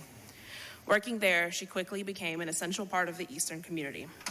She loved working there. For 13 years, she had a close relationship with teachers, admin, and students. She worked hard for the school she loved and even represented Eastern with pride a lot. She cleaned that school with the care and love of her own home. Before the pandemic, Rosa was so much more than a custodian to the school. Student athletes were grateful to her for keeping gyms clean. Students talked to Rosa in the cafeteria and were happy to see her outside of school on occasion. At school, Rosa provided translations for Spanish-speaking parents. She cared for the school and the staff, making sure a fresh pot of coffee was available each day and watering plants in the office. She didn't just work the school day. Each year, she spent parts of her Thanksgiving and winter breaks helping clean the gyms for wrestling and basketball tournaments and bringing the whole family with her. The extra money for this wasn't a lot, but it helped when times were tough. Rosa truly loved being a part of these events and making it possible for student athletes, especially the ones she saw every day for 4 years. My mother loved her job, but it has not been easy. Over the years, she has worked second, third, or even fourth jobs to make ends meet. Her feet ache and her hands are sore from the scrubbing and wiping and sweeping and crawling under the bleachers, all to put her 3 daughters through college. With the pandemic, custodians became the front line in schools, training employees that had been hired from other work areas, like bus drivers who needed other jobs. Being at risk on the job, GCS did prove to value its custodians, providing bonuses that were very much needed for survival. Time and time again, when classified staff have asked, when will we get a raise? The response has been, people don't work hard enough, people are lazy, people haven't earned a raise. I don't believe that you, our school board, feel that way, but actions speak louder than words. In the 13 years she worked for Guilford County Schools, Rosa was still making less than $12 an hour. This was before we passed the $15 minimum wage. One day she decided to fight for her worth and made the difficult decision to leave the school she loves after 13 years. It is time to show all GCS employees that they are valued so they don't continue to leave our schools. And we do that by supporting this budget. Thank you. Thank you. Our final speaker is Pamela Clapp. Welcome.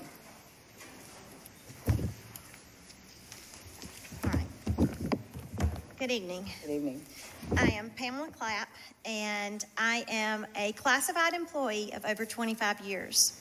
I started out as a teacher assistant, and now I have worked up to be the transportation zone supervisor with the transportation department. I am standing here tonight on behalf of our mechanics, drivers, safety assistants, and leadership team in support of the superintendent's recommended budget. The option C would be our ideal, but reality is we know it's not going to happen. So we are very grateful for the thanking of Dr. Oakley and her cabinet by recognizing the many challenges of recruiting the best and highest quality talent for within our organization. We are currently 77 bus drivers short in transportation. This means we can't get our children to school. This budget proposal, containing the reduction of steps to 30, along with the yearly increases of these steps, would help us in the ability to not only hire, but to maintain the quality talent in today's competitive market. And as I've said, as a dedicated employee, I know this will help overcome and make livable wages for our classified staff.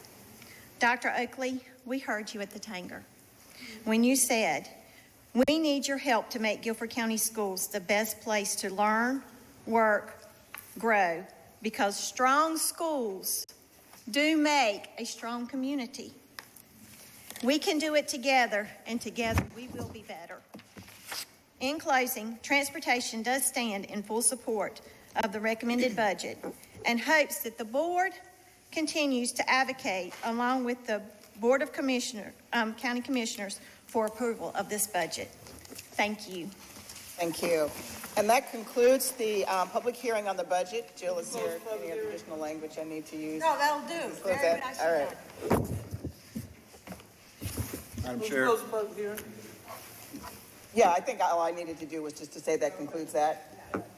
Alan? Madam Chair, given all of the wisdom and inspiration and energy that we have in the room and from all that we have heard from so many inspired speakers, I make a motion that we move up the vote to approve the budget so that it can follow all that we have just heard. Okay, so you're asking to move item Move A up item, from the yes. action items so that we can vote on that before the other reports and the rest of the agenda. Is there a second? Second. Oh, that's right. All those in favor say aye. Aye. Bill? Aye. Any opposed? Okay. So, Dr. Oakley, I will turn to you.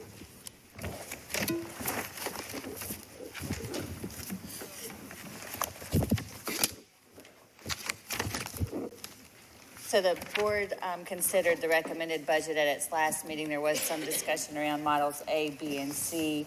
My recommendation was option A, and so it's now at the board's discretion to make a motion to pass the recommended budget from the presentation at last time, our former meeting. Madam Chair. Madam Chair. I see. Diane? I'll yield to the younger. Alan? Madam Chair, I am inspired by all that I have heard from the speakers about Rosa, and we've heard from Steve, we've heard from Phyllis and Ahmad, and I know that they represent many others in our own lives that have made an impact as classified staff. I think our staff know they are appreciated, and I think too often that appreciation, as we know, can be a substitution for fair compensation. So I know that we share this commitment, that our county commissioners want to work on it too, and I think we have the responsibility to pass something that is aspirational and says what we believe and yet is also attainable. And I believe that we have that in Model B that has been put before us. And so I would make a motion that we consider the budget with an additional $4.6 million in our budget proposal that would put us ahead of market in our compensation structure for classified staff. Is there a motion, a second? Madam Chair. Yes. We gotta get a second before you have a motion. Second. Madam Chair, my second substitute motion would be that we approve the budget recommendation with option C. Second. All right, can you read again, option C? Dr. Oakley, do you have it with you? Here it is. Thank you, Jose. So the budget recommendation includes the budget as a whole as presented with Model B. That includes a 6% difference between grades and a 1.5% difference between steps at $43 million. Model B puts us just ahead of market value. Model C is the market leader and is a 6% difference between grades and a 2.5% difference between steps at a cost of $77.6 million. All right, so there's a motion and a second. Any discussion? What's the total ask for option B? 43. This is for option C. Oh, you're asking for option B. B is 43, C is 77.6. And that's in addition to the current ask, correct? 39.2 more current ask. Can I have a comment? Yes. The one reason why I'm definitely supporting Model C is because I've been a member and I've worked for that $10 an hour in ACES. And I met many colleagues that were working 2 jobs, teachers, educators, and I didn't understand that. We know that the county commissioners are not going to fully fund. We must go high because they are going to go lower. So we need Model C to negotiate better with the county commissioners. Diane? I was going to actually say what I was going to say at the end, but it's appropriate to say it now. Recently, I was watching one of the Chamber of Commerce, and they were touting the fact that they have landed another business to come out to the airport. And the reasons he gave that this was good for Guilford County was that people would buy houses, cars, they would be productive citizens, pay taxes, and create other revenue. Yeah. Well, if we would pay our folks, 10,000 of them, what they're supposed to be paid, they would do the same thing. Now, I'm not against us bringing other businesses here. Right. Because, Guilford County is kind of the landing place right now in the 2025 plan, which now will come to fruition, and they'll be looking at the 2040 plan, was to make Guilford County a transportation hub. And we're very much on the way of doing that. Okay, we've got Toyota, which is coming out of the ground, and we'll be hiring workers probably by 2025. We need for our children, to be ready for those jobs. Because I can tell you, every time a new business comes into this area, we are getting people who are driving as much as 3 hours away to land those jobs. Why shouldn't those jobs go to our folk right here if we have done our job to make them qualified to get those jobs? Why, when we can have our children looking towards being the technicians, being the engineers, being the ones who are making the battery-operated cars. Why shouldn't that be the dream that we are doing to do that? Part of what has to happen is, one, we've already done part of it, and that's in passing the bonds for the $2 billion for facilities. We are behind, because I've said this before. Do y'all realize that we are already 1/4 of the way through the 21st century? And by the time those schools finish coming out of the ground, we will be as much as almost 40% into the 21st century. Think about that. Okay, we're behind even whenever we're trying to get ahead. So I agree with you, Mr. Sherrouse, Reverend Sherrouse, as far as let's be inspirational. But just as we were inspirational about the $2 billion bond, because when we first said $2 billion, people said, we can't do that. Right. We did it. So now part B of this process is to give all of our staff livable wages, and livable is beyond $15 an hour, to compensate them for health care with, as I've proposed, and nobody's saying it can't be done, but it can be done, at 50% of insurance for family insurance, and any other thing that incentivizes. As one gentleman said, he doesn't want to come into work every day and see another person leaving. After you've taken the time to train them, to get them oriented to working with, it takes special people to work with children. Y'all special. Okay, and to stay there, as the lady said from Haynes Inman. She doesn't necessarily do it because of the pay, she does it because she loves what she's doing for the children. So I just feel like if we're going to say that we're going to spend money to incentivize, because we don't have a problem with putting money out there to draw other businesses in here. Let's take care of the businesses we have. We are the largest employer of Guilford County. Help us keep our employees happy, paid, and take care of them. Yes. Thank you. There's no one else on this end. Linda? I see you. I know exactly. I've seen it. The flat $15 and the new people coming in are making the same of people making 20-something. However, you know, there is a limited pot of money. And we're going to go to the county commissioners, make, what we were already asking is a big ask. We were asking 62 million increase, 62 million increase with the B plan, okay? Now, that's going to increase higher, right, if we go with C? Yes. So how much higher are we going? Yes, thank you. You are correct. For Model A, the increase request was 62.6 million. Model B would be 67.4 million. And Model C would be an increase of 101 million. Okay. 101 million. Yes. And just a reminder, when we ask for $1 for Guilford County Schools, we also have to ask for almost 16 cents for charter schools as well. So that is factored in those numbers. Right. So my thing is everyone's struggling right now. The economy is not in the best shape that it needs to be in, okay? So if we go in there with that huge ask, I'm questioning how the county commissioners are going to look at that. Because now we're pushing the buck. We're not being honest, and we're pushing the buck on them. That's right. Okay? Right. They don't have 101 million. Something's got to be cut. If they do 101 million, there are other things that are going to get cut somewhere. And we have a lot of services and a lot of people out there that need a lot of services right now because there's a lot of people struggling. Somewhere when you do 101 million, something's going to get cut.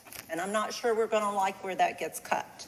So I'm just saying we need to be, I thought B was a fair point to be, and I'm always straightforward because it's a more realistic. 101 million is a lot of money. So, and I understand where you guys are. I do, but I would rather go incremental. Let's do the B, and then we'll go, and then maybe go for more the next year. Well, you gotta have to have order, folks. I know I am not the popular one, but, you know, I'm just saying, I think the county, we're putting a lot of, I think we need to take some of the heat, and I'm trying to take some of the heat because I don't think it's fair to put that big a burden on the county commissioners and say, you deal with it. So they get the blame for it. So I'm going to say, because I don't see it being realistic that they'll do 101 million, or they can do it. Let me qualify that. I don't think they can afford to do 101 million. But now, so I'm just saying, for me, that's where I'm at. Chrissy. So I just want to say I was always sort of raised, if you don't ask, you don't get it. Yeah. I think it's a huge ask to go with Model C. I agree that it's probably unlikely that we'll get as significant amount as we're asking for, but I think there is also no greater investment than our staff. Without those of you here in this room, GCS wouldn't exist. Our kids need you, our families need you, our parents need you, and so that's just sort of where I stand. I feel like it's worth asking for more with being realistic and knowing we probably aren't going to get everything we're asking for, but I think we got to try. Call for the vote. Can I make a comment? Me too. Of course we can. Thank you. Betty, I'll let you go first, and then I'll be the last one, then we'll vote. Okay. Thank you, Kim. At the beginning, I was for the B because I wanted to go more than the A. But as I said at the last meeting, a closed mouth does not get fed. So with that being said, you will hear my vote. Thank you. Yes. I just, I'm not sure exactly what we are afraid of. Just as we are elected, so are the county commissioners. And there is an election in 2024. If we cannot compel the county commissioners to come up with this money whenever they can come up for it again for any incentivized business they want to bring here, then you have the power. Remember that. You have the power. So what I'd like to say is I hear Linda in that this, I I want to be careful about putting this all on the county commissioners. The state of North Carolina has failed to adequately fund public education for years. Previous county commissioners have lowered taxes. You can't lower taxes and then want premium profits for your business. You can't lower taxes and want adequate public safety. You can't lower taxes and have a strong labor force. But those things have happened that have put us even further behind, so that context is important. I think what Vice Chair Commissioner Foster said tonight, other municipalities, the city of Greensboro, the city of High Point, are options for us to also consider, because this is a system that is important to both the city of Greensboro, the city of High Point, and Guilford County. Our children and our employees are in all of those municipalities. I talked at our last meeting and have brought this up many, many times, because I do think we have to look at this. And I want to ask Jose Oliva to go over some of the information about our employees and what it costs us in the county not to pay decent wages. And I'm not talking about great wages. I'm talking about even decent wages, because I think this is important for people to have. I also think that not supporting sales tax and other options that would have given us the resources, because this falls on voters as well, because we want some things that the things that we could have supported, could have financed that. So Jose, would you go over some of the information that you've been able to pull based on our past conversations? Yeah, so you have, in Guilford County programs like the WIC program, which provides a range of services for women and children in Guilford County that might cost you about, $50 million, and the county might be allocating about $25 million a year. So right now, many of our employees qualify for programs like that if they had, wages that were at market rate, they wouldn't have to rely on those services to be able to provide for their families. And I think it just speaks to kind of, how the economy works. I think the pastor earlier said it better. You can either pay up front or you can pay in later. And I think right now we have a significant number of employees relying on some of those services.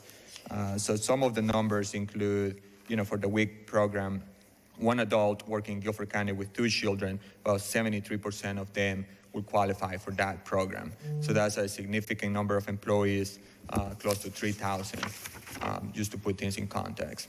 So you're saying that one Guilford County school employee with no children? With 2 children. With 2 children is what? About 73%. Percentage of Guilford County school employees is what percentage? About 73% of them will qualify to access services under the WIC program.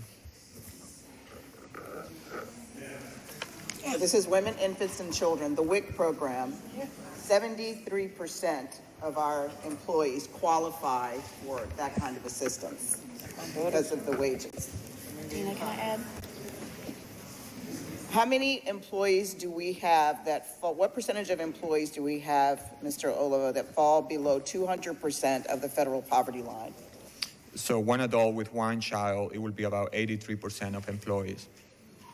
83% of our employees fall below 200% of the federal poverty guideline. One adult with 1 children. One adult with one child. I'm sorry. What about one adult with 2 children? What's the percentage of employees? 93. 93%. One adult, 3 children. One adult, 2 children. 3 children, 97. 97% of Guilford County employees, 1 adult, 3 children, live below 200% of the federal poverty level. And that's my life. 1 working adult income and 3 children. So, so we're paying. When we're talking about where's the money coming from, I do think that we have to start factoring in some of the other quality of life, some of the other services and support that people are getting because they need it. Because of the things that happen on this end. I believe that our county commissioners support our employees, and I know we've got some work to do, so I just wanted to provide that additional context. There's a motion and a second. Are we done with comments? Well, yes. Okay. Ready to vote. Ms. Bellamy Smalls? So just to be clear, you're voting on option C. which was the substitute. Yes.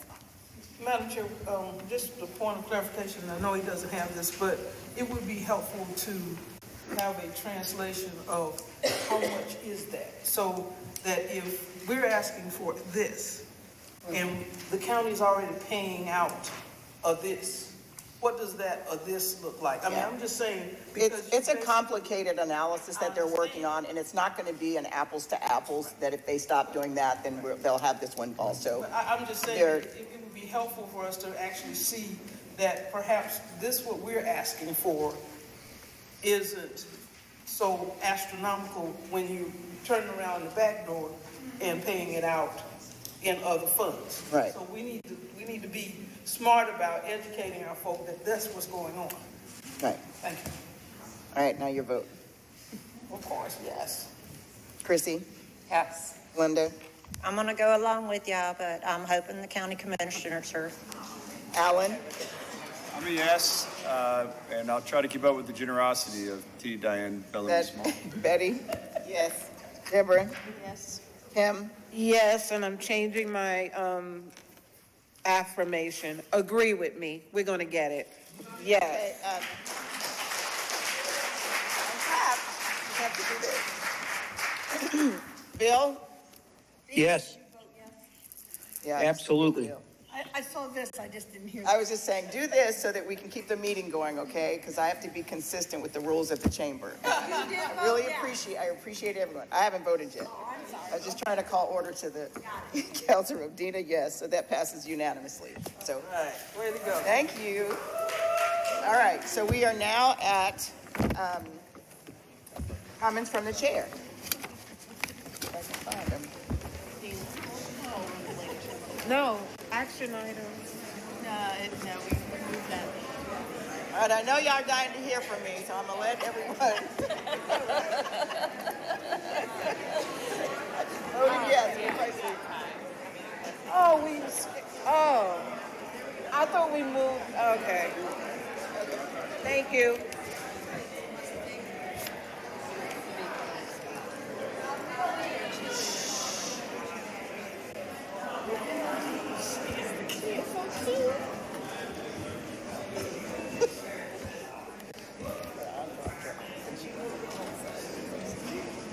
Okay, so back to our agenda. And thank you to our students that are here. It is a school night, and it's excused if they're sleepy tomorrow. But not absent. Not absent, just sleepy. All right, well, good evening, and thank you again. Thank you again to the High Point City Council for allowing us to meet here this evening. We appreciate the opportunity to come to High Point and to make our meetings more accessible to the High Point community. If your child will be riding the bus next year, please plan to attend one of our upcoming transportation fairs. The transportation fairs are designed to help answer parent questions and allow them to complete the registration for the 2023-2024 school year. Parents are encouraged to sign up now to ensure they have confirmed transportation for their children on the first day of school. Remaining events are Wednesday, May 10th from 5 to 7 at Andrews High School and Northern High, and Thursday, May 11th from 5 to 7 at Eastern and Southern High. Eastern High and Southern High. This is, again, the transportation fairs are designed to help answer parent questions and allow them to complete the registration for the upcoming school year. So again, Wednesday, May 10th from 5 to 7 at Andrews and Northern High, and then Thursday, May 11th from 5 to 7 at Eastern High School and Southern High School. So registration for summer learning opportunities is now open. Families can sign up for enrichment programs to help students stay focused over the summer months. Many of the programs are free, and students may qualify for transportation depending on the program. Visit our website for more information and to register. This is also the time of year to submit a request for reassignment. Through May 31st at 5 p.m., families may submit a request to attend schools outside of their attendance zone at gcsnc.schoolmint.net. Transfer requests are considered based on the reason for the request and space availability at the requested school. Parents are responsible for transportation. For more information, contact the Student Assignment Office at 336-370-8303 or studentassignment and the S and the A, capital S student, capital A assignment at gcsnc.com. Congratulations to Dr. Claudia Dwight, a teacher at Brown Summit Middle, who has been named one of the 38 North Carolina educators 2023-2024 Keenan Fellow. She will spend 3 weeks working with her sponsor organization, Spark NC, for her project, Igniting Futures in Tech. Dwight will also receive a $5,000 stipend and participate in 80 hours of professional development. I was going to say that stipend and then 80 hours of professional development. Congratulations. That focuses on project-based learning and elevating teachers' voices and strengthening ties between the school and the local community, as well as peer coaching and mentoring. And finally tonight, a reminder to our rising 7th and 12th graders that they must receive their Tdap and MCV vaccinations before the start of the next school year. The health department is sponsoring 2 clinics to make it easy for parents to complete the requirement. The clinics will take place at the Greensboro and High Point Health Departments on May 22nd and May 24th from 4 to 6 p.m. Call 336-641-3245 to make an appointment. And this concludes my remarks. Thank you. Dr. Oakley. Good evening. As we mentioned earlier, May is Employee Appreciation Month, and today is Teacher Appreciation Day. I am thankful to the nearly 5,000 teachers who serve our district each day, as well as the teacher assistants, principals, assistant principals, bus drivers, custodians, school nutrition staff, data managers, treasurers, central office staff, and the many other team members that make Guilford County Schools the best place to learn, work, and grow. And if you're watching these remarks on our YouTube channel or reading information about tonight's meeting on our website or clicking through it on our social media channels, please be sure to thank a school communicator. Friday, May 12th is National School Communicators Day. Show your appreciation for a GCS All-Star employee by sending the information to goodnews@gcsnc.com or posting it on social media with the hashtag GCS All-Stars. Photos and videos are also appreciated. Last week, I had the distinct pleasure of addressing our community to share the launch of the Better Together, our new strategic direction. I want to thank the more than 8,000 people who shared their very honest feedback to help guide our path moving forward. I also want to thank our sponsors for that event, the Stephen Tanger Center for the Performing Arts, Toyota, the Joseph M. Bryan Foundation, and Guilford Education Alliance for making that event possible. You can learn more and find out how to get involved on our website, www.gcsnc.com/bettertogether. In April, our 6th grade students enjoyed a day at the ballpark, courtesy of the Greensboro Grasshoppers. Yesterday, 4th grade students had the chance to attend a High Point Rockers game. Thank you to these teams for generously donating the tickets to the games and for making sure our students and staff had a great experience. I'm looking forward, I think, to attending tomorrow's Greensboro Grasshoppers game with 5,000 2nd grade participants. May is Mental Health Awareness Month, and we do want to highlight the work of our counselors, social workers, school psychologists, and mental health coordinators in supporting our students throughout the year. GCS will deploy more than $18 million towards mental health and the hiring of additional staff. Strengthening health, wellness, and safety in schools is one of the 4 focus areas of the strategic direction. Once again, GCS was named one of the best communities for music education by the National Association of Music Merchants Foundation, or NAMM for short. Guilford County Schools was one of 830 districts nationwide and only 2 in North Carolina to receive this honor. GCS has received this award each year since 2018. NAMM honors districts that support music education as part of a well-rounded education for all children. We also want to congratulate 2 of our schools that were honored by the National Energy Education Development Project for their commitment to energy education. Southern High was named the National Senior School of the Year and the North Carolina School of the Year for the senior level.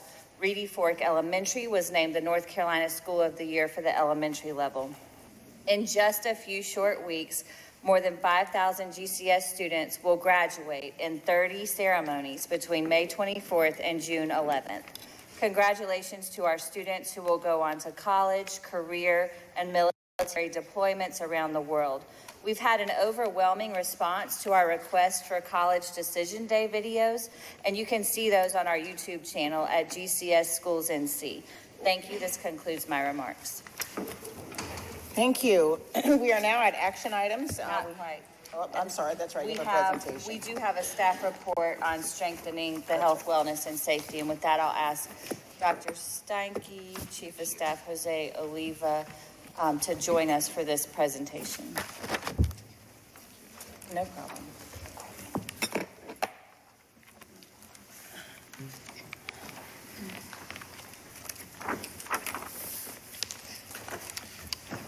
Good evening, Madam Superintendent and board members. It seems to me that you all are having a busy night accomplishing the 4 focus areas under our new strategic direction. I think you get to check the second box on recruitment, retention, and reward of top talent. That was a great vote, and today, and now you're going to discuss strengthening health, wellness, and safety in the schools, which is one of the 4 top focus areas. And as if any of you attended the 200+ community conversations that were hosted over the last few months, you probably heard multiple times that mental health has been top of mind for members of our community, as well as safety and health. So Dr. Steinke is going to expand a little bit more on that. And just as a reminder, under the new strategic direction, there are some commitments that are also included, and one of them is making investments that address historical inequities, prioritizing collaboration among stakeholders to address barriers to student success and achievement, and maintaining open lines of communication and engagement while operating efficiently to maximize resources for students. So now I'm going to pass it to, sorry. Here again. Oh, I have one more. So now I'm going to pass it to Dr. Steinke, who is going to give you an update on health, wellness, and safety in the schools.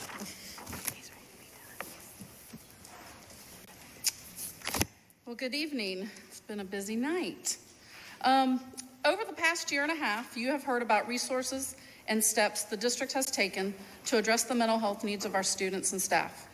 May is Mental Health Awareness Month, and tonight we want to broaden the conversation to share how we are working strategically to strengthen the health, wellness, and safety in our schools. Oh, I was on the wrong side. Okay. We have seen the toll on the mental health of our children as a result of the outcomes of the pandemic, the increase in school and community violence, and the stress from a variety of contributing factors that impact a student's daily life. Our children are facing challenges that extend well beyond the reach of our classrooms and school facilities. Guilford County Schools is leading the way in developing systems and supports for our students and staff. Through a thoughtful and strategic ESSER funding plan, combined with additional federal grant dollars, we have been able to direct specific activities with a focus on physical health, mental health, safety, and wellness.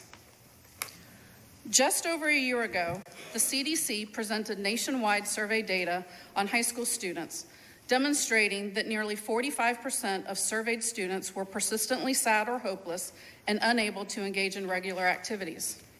Almost 1 in 5 had seriously considered suicide, and 1 in 11 had actually made attempts within the prior 12 months to take their lives. Closer to home, in similar data for our state from December 2022, the North Carolina Child Fatality Task Force reported changes since 2019, reflecting that the percentage of high school students surveyed who felt sad or hopeless in 2021 increased from 36% to 43%, and the percentage of high school students who seriously considered attempting suicide during the past 12 months increased from 19% to 22%. The same survey found that 30% of female students seriously considered suicide, doubling the percentage over a decade compared to 14% of male students. The percentage of students who took the next step and actually made a plan for a suicide attempt increased from 15% to 18%. In the same North Carolina DPI study, survey results show the uptick of mental health challenges was worse among gay, lesbian, and bisexual students. Nearly 50% of these students seriously considered attempting suicide during the past 12 months, compared to 15% of heterosexual students. Additionally, 42% of students reported seeing bullying in their schools, and 17% of high school students reported not attending school for at least one day because they felt unsafe at or on their way to or from school. In GCS, when there is a concern that a student might harm themselves or others, staff trained to conduct suicide risk assessments, self-injury interviews, and behavioral threat assessments conduct comprehensive interviews that same day with the student to determine the student's risk level, low, moderate, or high. If determined high, the student is referred for an immediate mental health evaluation, an action plan is created if necessary, and parents are immediately notified.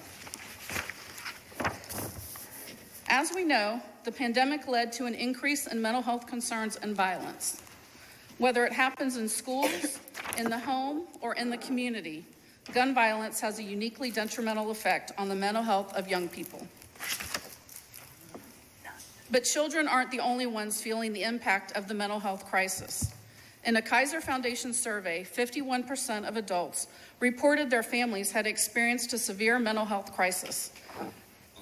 28% had a family member receive in-person treatment because they posed a threat to themselves or others.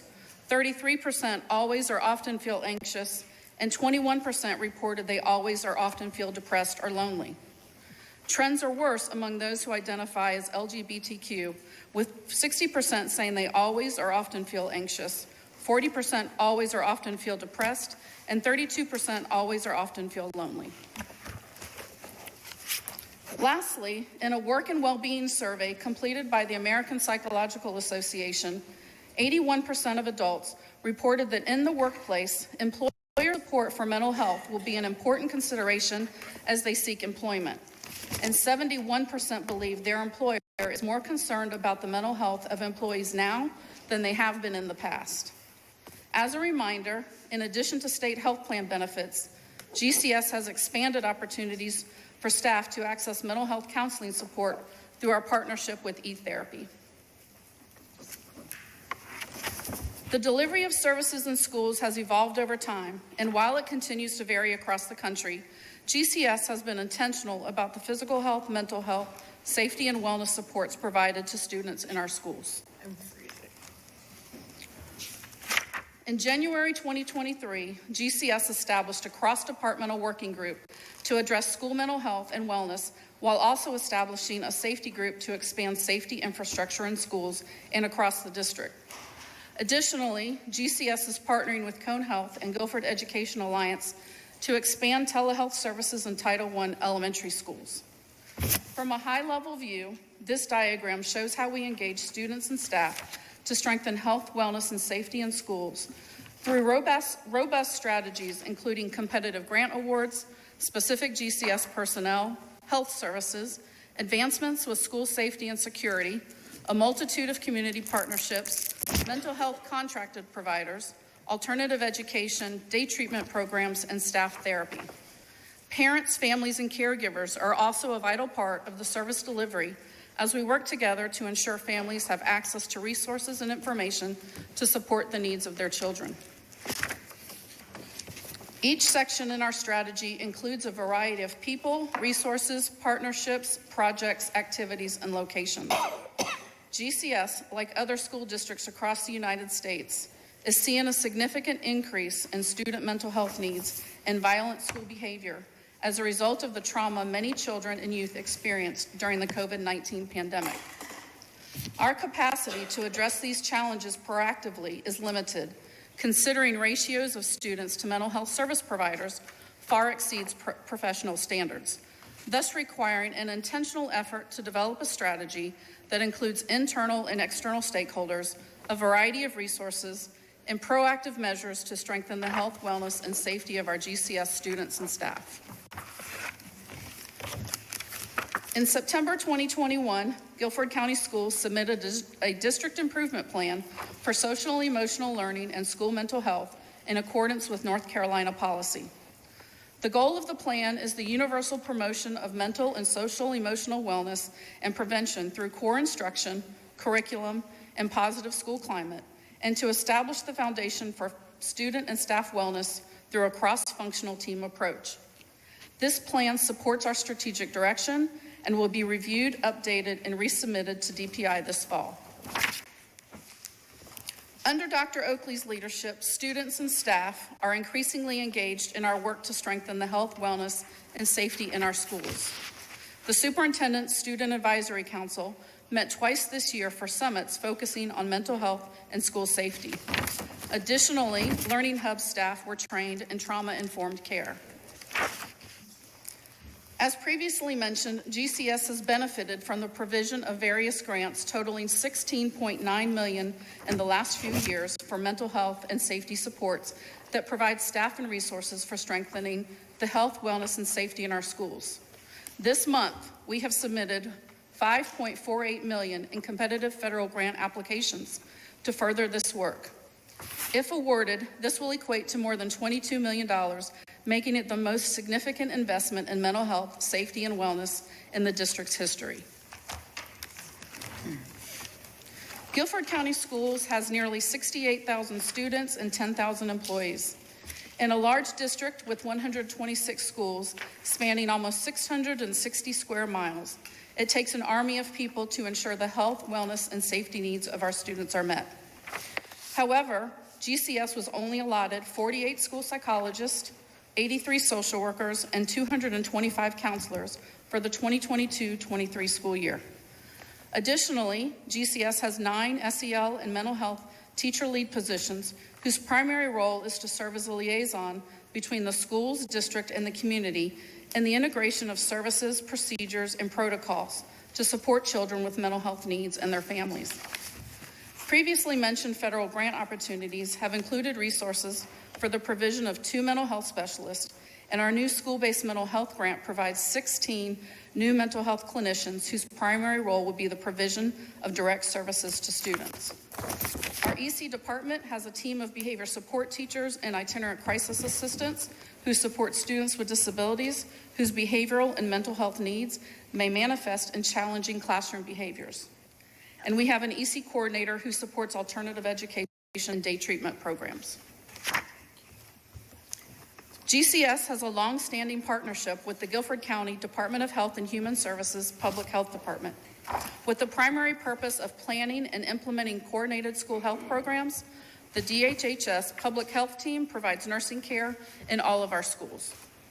Currently operating in 4 GCS Title I schools, the school-based telehealth partnership between GCS, Cone Health, and the Guilford Education Alliance was established to improve access to health care for students in the school setting while reducing student absenteeism and family members' time out of work. We will open additional school-based telehealth clinics next school year with long-term plans for all Title I elementary schools. This is possible thanks to a $2 million initial investment from the Guilford County Board of Commissioners.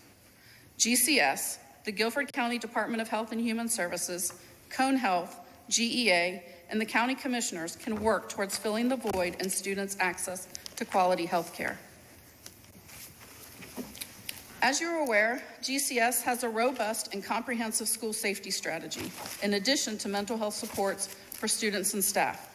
This year, all principals have participated in anti-bullying training. Mr. Ritchie will now provide some updates on other areas in the school safety strategy.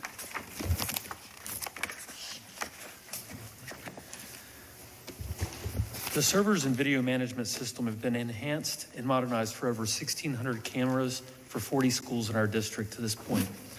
The RFP to complete the modernization of the remaining schools will be advertised by purchasing this week. The Crisis Go Anonymous reporting feature has been deployed, and training will continue into the beginning of the 23-24 school year. Site surveys have also been completed for installation of touchless security screeners at our middle schools, and installation will occur over the summer prior to the middle school open houses, so the kids can get familiar with the devices. Since March, we have held a number of working meetings with our law enforcement partners and emergency management partners to prepare for an active assailant exercise in the fall. In addition, Superintendent Oakley and the Safety Working Group have convened a meeting with the chiefs of all local law enforcement agencies to ensure that that is a strong relationship in this county. Thank you. In the fall of 2022, GCS entered into contracts with mental health providers to expand student access to services. Providers focus on a variety of mental health topics and include behavioral and educational support through trauma-informed, evidence-based care. With contracts due to expire at the end of June, a new request for proposals for mental health providers was recently posted to consider the continuation of these services and identify opportunities for additional supports. In addition to contracted providers, GCS has historically partnered with several community agencies and organizations to provide access to mental health services. Students work with clinicians in the school setting and after hours through referrals from schools, families, and others. As of the end of April, 1,440 students have received therapy for a total of over 6,500 sessions completed. From all grade level spans, 45% of elementary students, 36% of middle school students, and 19% of high school students are being served. GCS provides several alternative education and day treatment programs for students who may need a different educational setting to meet their individual mental health and or behavioral needs. Through partnership agreements with the Alexander Youth Network, the Building Futures and Mel Burton programs support students with disabilities in receiving psychiatric treatment, both individual and in group settings, crisis intervention, de-escalation strategies, behavior management, clinical consultation with school teams, and case management. The Structured Day program serves both regular education and special education students with behavioral disorders and symptoms who are or at risk of being involved with the juvenile justice system. Students referred by DJJ or who are court-ordered have priority for placement. In partnership with Moses Cone Behavioral Health, GCS teachers serve students with disabilities on the child and adolescent unit of the hospital through our Crossroads program. Lastly, when we look at the options for staff access to mental health services and counseling, the state health plan provides coverage for a variety of inpatient and outpatient services. Co-pays vary depending on plan and coverage type. In a recent search, there were 196 behavioral health clinicians in the Guilford County network to provide available services. Added this year, virtual e-therapy services enable us to offer all GCS employees on-demand access to a range of licensed clinical therapists, regardless of their geographical location across the district. This is at no cost to the employee and includes confidential self-referrals. As of April, there were 338 GCS staff accessing e-therapy services with over 1,600 sessions completed. We are making progress in strengthening the health, wellness, and safety in our schools. Students, families, and staff have greater access to mental health services. Internship opportunities are increasing for our specialized instructional support personnel. Students have a direct voice in the work, and community partnerships have been expanded, focusing on the link between our internal and external stakeholders. Yet, in the months ahead, we still have some challenges to address. We must streamline our mental health referral process to ensure an efficient and equitable method for students to access services. We want to better define our methodology for how various mental health providers are assigned to schools, and consider the additional need for staff when supervising students who may be receiving virtual therapy during the school day. As students change schools who have different service providers, we must consider what that means for the individual student regarding their continuity of services. For staff who may need to access therapy options during the workday, we must consider what this means for the time away from their routine responsibilities. And lastly, we must continue to advocate for resources and funding at the state level to provide the specialized instructional support personnel that are necessary to maintain better ratios of staff to students. Thank you. Now we'll take questions. Before we open for questions, I just want to clarify one point around students accessing services. So of the students who are accessing services, which is about 1,400 with a total of about 6,500 sessions, of that number, 45% are elementary, 36% are middle, and 19% are high school students. As soon as I read it, I knew. Yeah, I just want to make sure we were clear on that one. I was you hit it before I had opportunity to ask it. It's my job. Can you repeat it? Can you repeat your numbers? I know. As soon as I read it, I was like, wait, that wasn't right. All right. Okay, just want to make sure. Kim said, can you repeat the numbers? So, sure. Slide 24. So as of the end of April, and this number changes every day, so 1,440 students have accessed the mental health services for over 6,500 sessions. And of the students who are accessing that service, 45% are elementary, 36% are middle, and 19% are high school students. And you can take questions. Diane, then Chrissy. I think Kim's not through. Kim's not through. oh, She didn't acknowledge me to ask a question. Yeah, I just thought you wanted the numbers. I did, but and I have, just put me on staff. Okay, gotcha. Thank you. Okay. How successful, and I think this is on page 22, but do you have all of these positions that you have listed up here at the top? The 56 school nurses, do you have all these positions filled, or is this what you hope to have? The 56 school nurses and 2 health aides are actually employed by the health department. And as of last week, they had 42 of those filled, which is more than they had last year. So they're doing okay getting them filled faster than before. Okay, so are we, okay, we have 2, if I think I'm correct, we have 2 nursing schools in Guilford County. Oh, no. Oh, excuse me, we have 3, because I think High Point, no? UNCG, NCA&T, Guilford Tech. I think there's a 4th. There's 3 or 4. In High Point U? There we go, HPU. Thank you. Yes, ma'am. I know you're the medical person, but my point is that does it take something special to be a school nurse as opposed to a nurse? The school nurse, these 56 are all RNs, registered nurses. So you're saying it doesn't take something special to be, other than being an RN? I mean, would you like me to?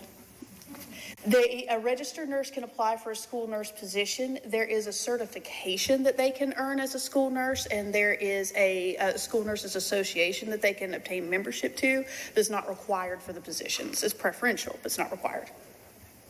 I only ask that because if we do have these 4 nursing schools, I assume that we are, at their doors trying to recruit. Is that correct? Yes. Money? There's a whole lot of nursing positions out there, and yeah. Okay, my next question, can we get an update on telemed and, not tonight, but just what we've seen, its impact, if it is in fact, I've heard, because I asked, I saw the nurse at Union Hill, and she was saying that there was a decrease in absentees because they're catching things, either during the school day or, So I just wonder, can we get just an update so that we can see the impact? We can provide a qualitative update. We have not conducted a full program evaluation, so we haven't controlled for that impact on specific data pieces, but we can talk in general about impacts on attendance, access level, et cetera, of those 4 schools. But remember, they came on at different times. Okay. I understand that, but we're advocating for this, and one of the challenges that Union Hill is having is getting parents to trust it enough to sign on to it. And I understand that, that is the parental, prerogative. But I just, think that if we can show that it is a benefit, that might increase the number of permissions slips that people put in, because it's barely it's just a little over 50% there. Okay. So, can I ask a question about? I understand that bullying is not necessarily a mental health thing, but when you have an incident of bullying, how is the bully and how are the students who were bullied dealt with? Because being bullied, I assumed is a traumatic experience, right? Yes, and how the transition and consequences are handled depends on the scenario. Well, I'm not talking about so much the punishment as it is, okay, we got, after you've done whatever the suspension might be or whatever the consequences are, what do we do then? I mean, what changes the behavior of the bully? Because just sending them home for 3 days or her home for 3 days doesn't necessarily change the behavior, does it? Do we do anything else to help that behavior not be that behavior? And also, how do we treat the victim? Do we just send them back to class and say, forget it? Or are we doing something to try to heal these processes? Do you understand what I'm asking? Restorative practice. Yeah. So it depends. So, I mean, there's not one thing that's exercised after every incident. Often a schedule might be changed, an interview with the student and the parent about how they can feel safe and be at school. We try to do it in the least restrictive way. But of course, there's confidentiality that goes into that. And the circumstances that played into the event itself also play into how the solution is handled. But it's not just an issue of a code of conduct and then good luck. From there, there's interviews that go on, there's conversations that happen with administrative staff when students are transitioning back into the classroom, but it's on a very case-by-case basis. Yeah, the parents are made aware of this, because what I have seen parents saying is that, one, they say nothing's being done, and that the student, the victim, continues to feel, uncomfortable. Mr. Ritchie can say, we can't share confidential student information with another parent. Well, okay. I'm just, okay, because you heard the gentleman, though he was talking about something slightly, well, not slightly, but different in terms of his daughter feeling safe at school. But, if bullying is going on, I just want to know, because I really want both kids or children to be in a better place. And I'm just wondering, and I understand that it takes a lot of energy and time. I just want to know, what are we doing? And I think my question is legitimate, particularly considering the amount of violence that we're seeing almost every day, as far as people just deciding, well, I ain't gonna deal with life anymore, so I'm just gonna go shoot up a whole bunch of people. Not that we want that happening here, but it's just the mindset of someone feeling like I can take control of other people's lives and get away with it. If that starts in a child, it becomes an adult. No, you actually said that very well. So what is going on is that right now our principals are paying attention to both sides. And one of the things that is really important is in the bullying training that was given in November, December, and January, we talked about what it actually looks like in a lot more detail than we have in the past, in understanding so that the principals could address with the help of student services what is going into the person who's doing the bullying, so that consequences aren't, as you said, just send them home and then we're washing our hands of it. It's send them home, get them into the proper program, and get them into the proper counseling to go forward with that. And so that is how things are being addressed right now. I will tell you that having a lot of conversations with parents is that, and I'm a parent as well, and when my daughter's involved, I feel like everything in the world should be done to the person who did whatever hurt my daughter's feelings, no matter what that might be. And that is probably a little over, but what we've recognized is that most of the time parents understand why we're doing what we're doing, and they understand why we're doing what we're doing. We make sure we explain it to them multiple times. There are a few times where they feel like not enough has happened. So you're saying that you do address the bully and Absolutely, both. Right. Every time. All right, thank you. Thank you. Thank you. I just felt that since we were talking about mental health, not that every bully has a mental health problem, but what does that overarching look like? I understand. Okay. All right, Chrissy, then Kim, then Linda. Okay, so I understand that we have multiple different vendors who are providing mental health services, and they all have different approaches. And, you know, I know we're working to figure out which one is the best for each school.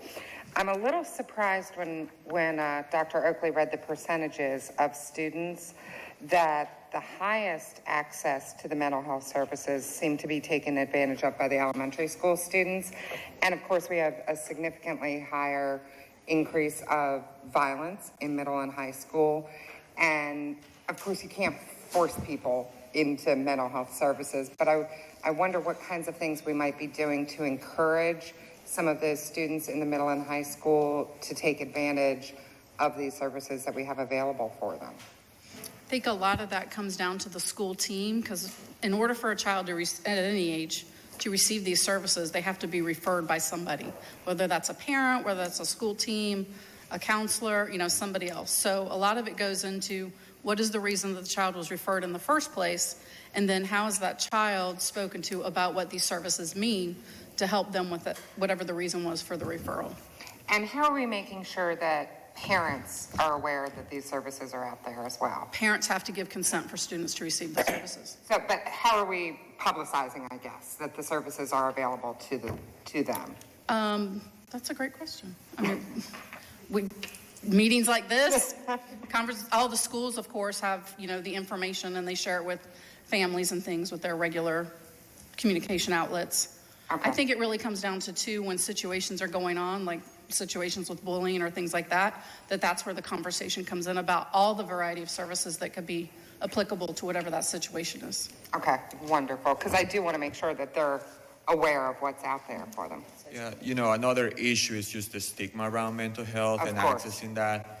So one of the things that we are doing is, you know, how do we break those barriers? And one of the grants that we just applied for is specifically focused on that piece. But, you know, it's going to take all of us talking about the topic and encouraging and normalizing, you know, accessing mental health. Excellent. Okay, thank you. And then I have one quick question for Mr. Ritchie about the scanners in the middle schools.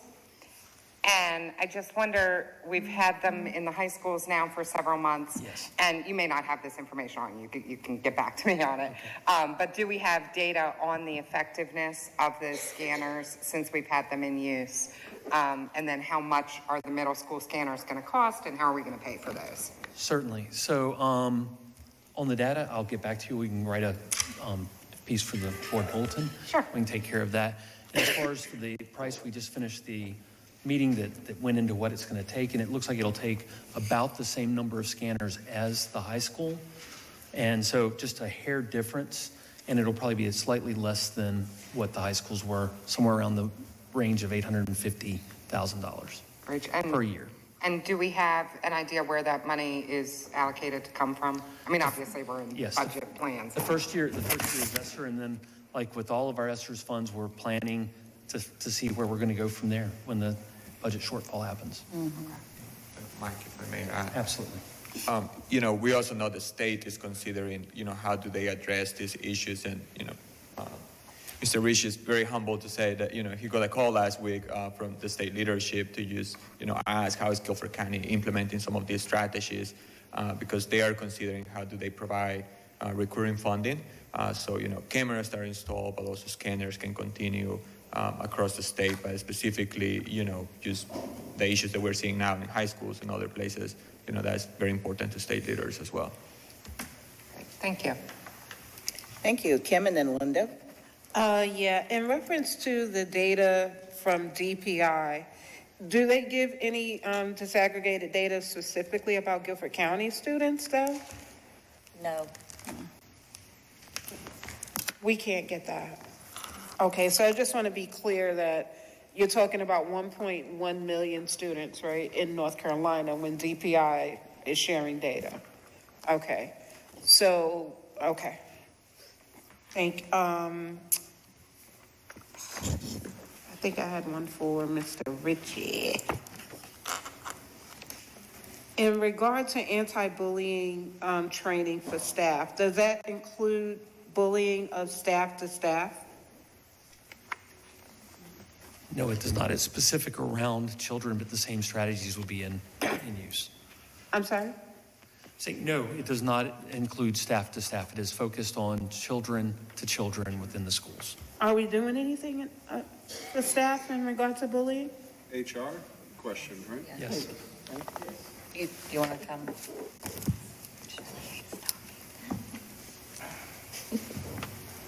Yes, just like with students, whenever issues are brought to our attention, we address them, with both parties involved, all parties involved. Okay. In regard to anonymous reporting, how do we receive that information? So that comes to every school administrator in that school building to make sure that it's not missed, and then it also comes to my office. And then we coordinate our response at that time.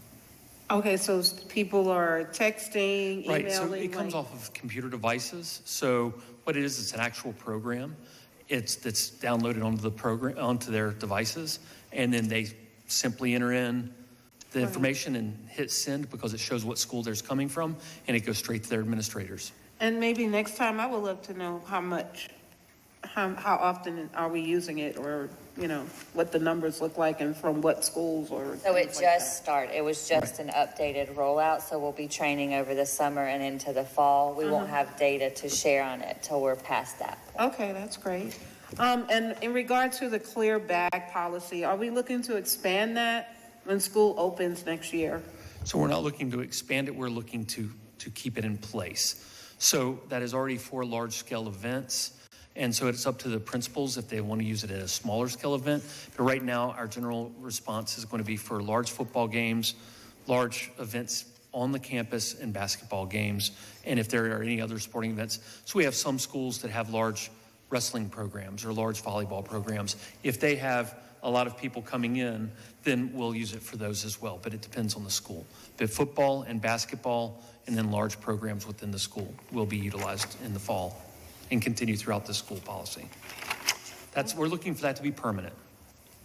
And why aren't we looking to make that just for day-to-day, every child have a clear book bag? Okay, so that's a whole different policy. So the clear bag policy is around entrance into events where we've already prohibited children from bringing book bags into those events. So we won't have any children book bags at those events at all. The clear bag policy is for a small clutch-sized bag so that we can go through security much faster, much more efficient, and make sure that no contraband is brought into games whatsoever. I think she's talking about a clear district book bag policy. Yes, I am. And so there's a few reasons for that as to why we haven't put that into place. Number one is they just don't last. They fall apart with all of the things that our children are carrying. The other side is that if we are utilizing the scanners properly, we don't need the clear bag. We'll be able to continue using their book bags and using their bags day to day. Thank you. Certainly. All right, Linda, then Deborah. I want to go back to the bullying. I've been on the board for 11 years, and I have had more severe bullying in multiple cases where I know children have left the district. And none of those parents feel that things are being dealt with.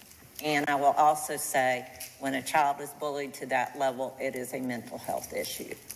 So I just don't think we're doing enough to address the bullying. I don't know what we can do, but in my 11 years, probably the first 10, I might have had 2. And now, when I go somewhere, there again, I was at a tennis match the other day, and a mom brought up how severely her daughter was bullied, that she's now at Caldwell, and that it took a good bit of therapy to get her straightened out. And she is straightened out, and she's doing much better.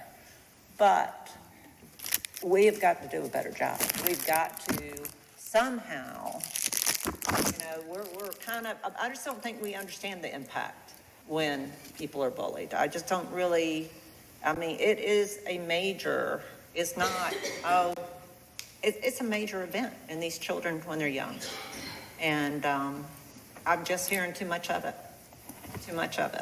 And So I just think we need a stronger program around it. I don't know what that program is, but we need a stronger program. And like I said, I know of numerous children that have left the district because of it.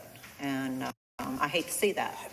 And they just did not feel like their child was, well, by the time they kind of understood what the problem was, the child was in bad shape because they tend to hide it or they tend not to say it. And then it was, so I just think it's a much bigger issue than what we realize. And that doesn't help you, I know, but. It's okay. Thank you. Deborah? I was going to ask if we had any numbers, how many of our staff members have accessed our mental health supports that we put in place now? As of April, there were 338 staff that were accessing services for over 1,600 sessions completed. That was with our e-therapy vendor. And how long has that vendor been available to them? Since December. December? December 1st. Awesome.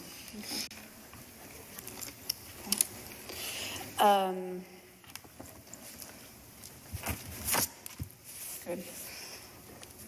And while I do genuinely agree that bullying is a deep problem and it is pervasive in our schools, having 2 children in schools right now and also getting feedback from other parents, there again, I think it's important to acknowledge that this is a United States-wide problem. It is in public schools. It is in charter schools. It is in private schools. It is a collective recoup from everything that's happened to these children since they started school.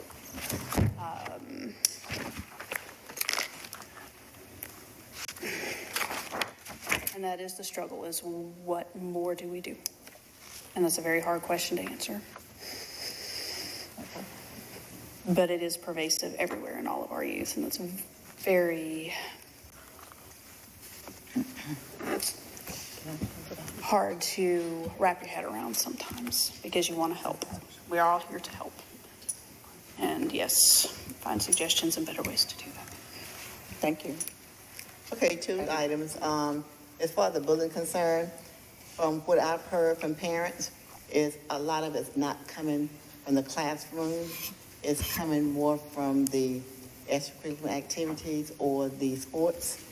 And I know that some of the counselors and the administration team are dealing with that. I'm not sure if they are dealing with it at the level where the parent or the parents are satisfied with it. So I do think that we can do a better job there.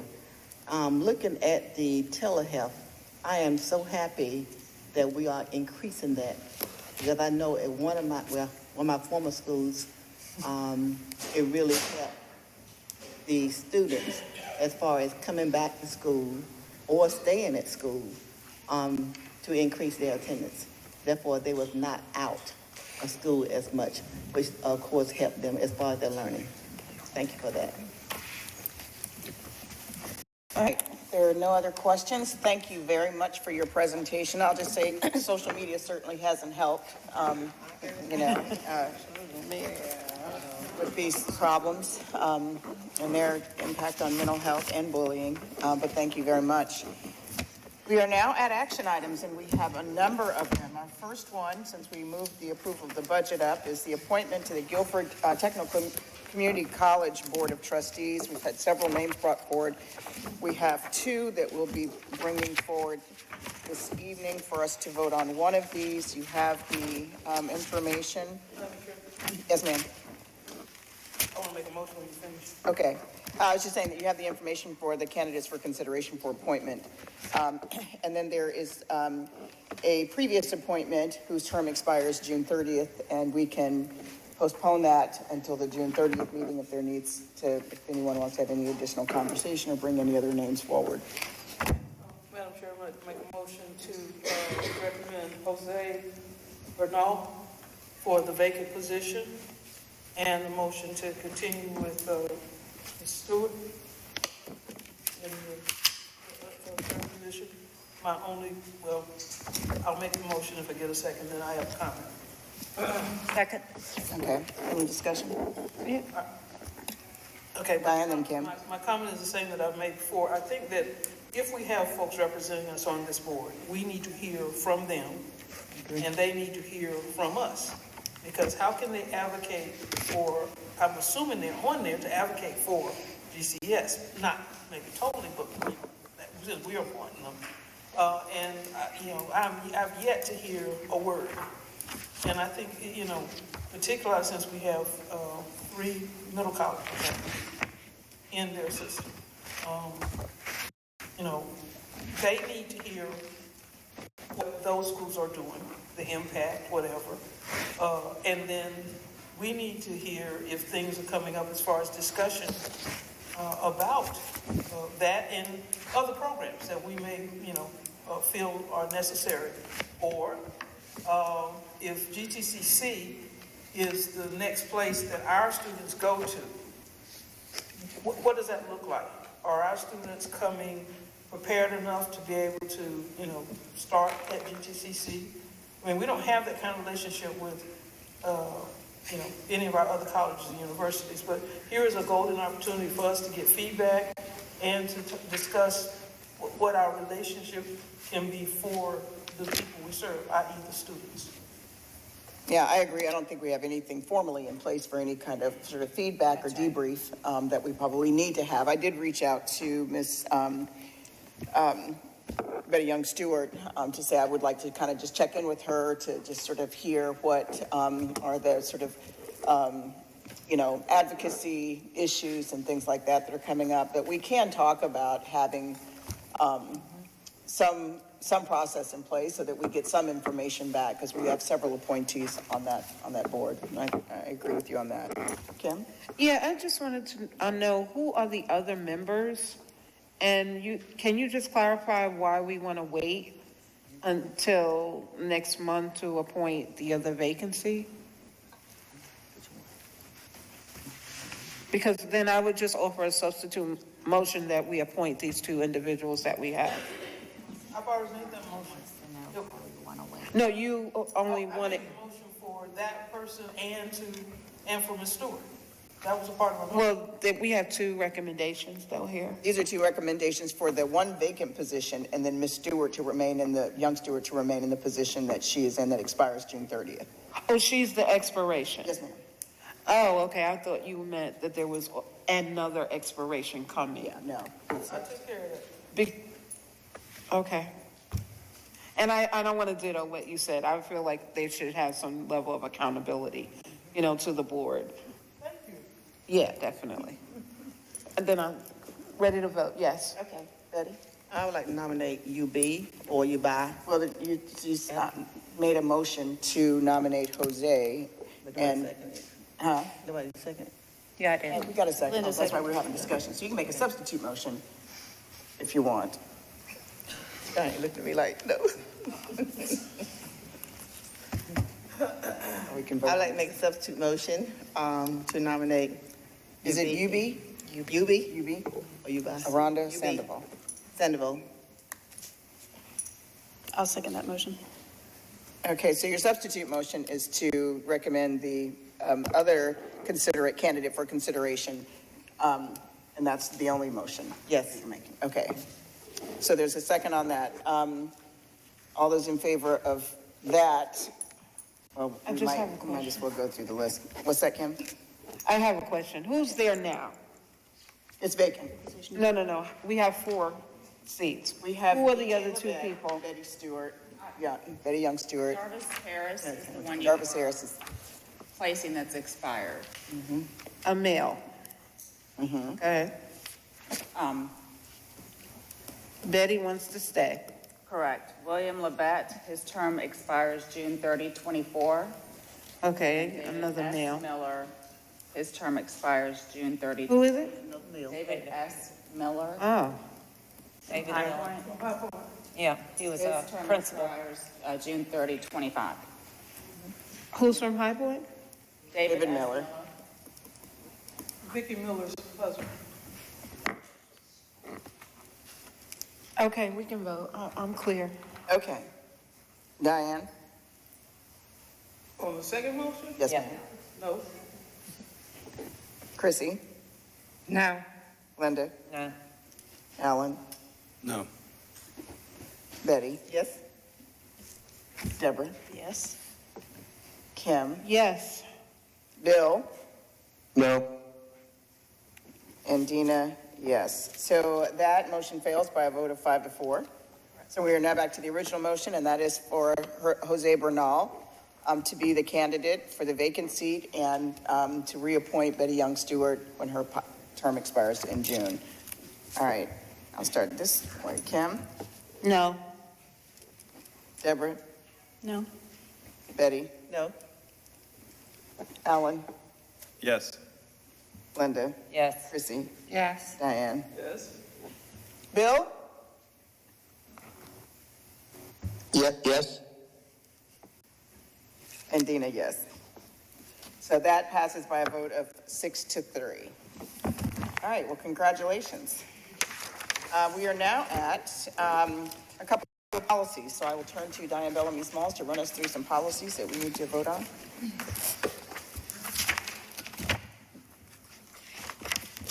Thank you, Madam Chair. Good evening. Tonight, we are considering 6 policy items that were reviewed by the Policy Committee in February and were published for public comment at the March 14th board meeting, and we're out for 30 days. Members of the public who would like to review the policy revisions may do so tonight on tonight's board meeting agenda, which can be accessed at www.gcsnc.com under Board Education. The first action item is I'd like to make a motion to adopt the revisions to policy 2125/7315, confidential information as presented.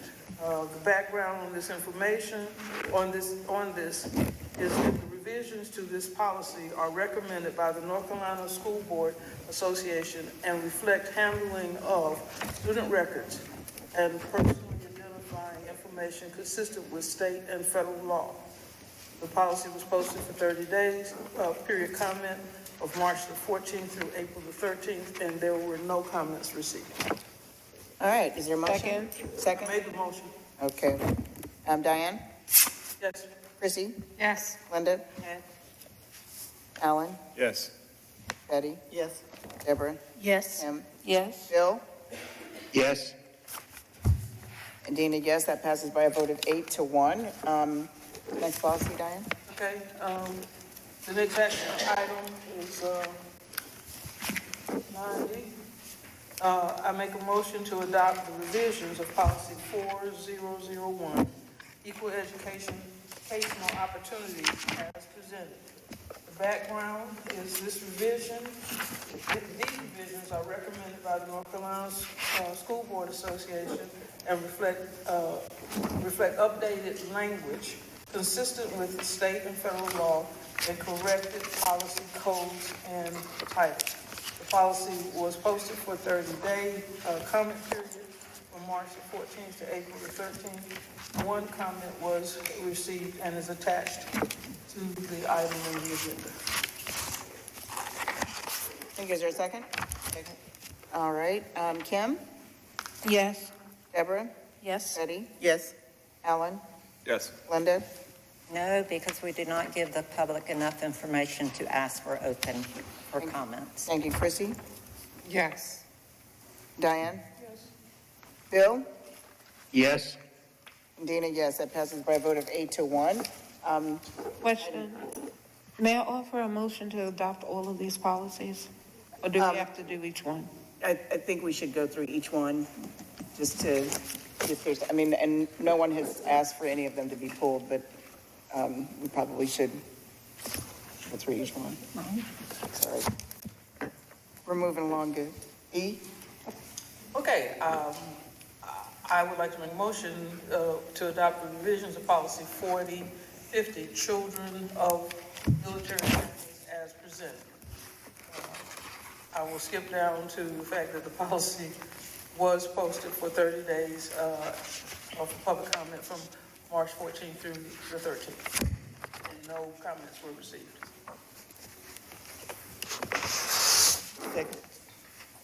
All right, Kim? Yes. Deborah? Yes. Eddie? Yes. Alan? Yes. Linda? Yes. Chrissy? Oh, sorry, yes. Diane? Bill? Yes. And Dina, that passes by a vote of 8-1. All right, policy, item number F. I make a motion to adopt the revisions of policy 4100, age requirement for initial entry as presented. And I'll skip down to the fact that the policy was posted for 30 days for public comment period from March the 14th to the 13th, and no comments were received. Thank you. Second, all right, Kim? Yes. Deborah? Yes. Eddie? Alan? Yes. Linda? No. Chrissy? Yes. Diane? Yes. Bill?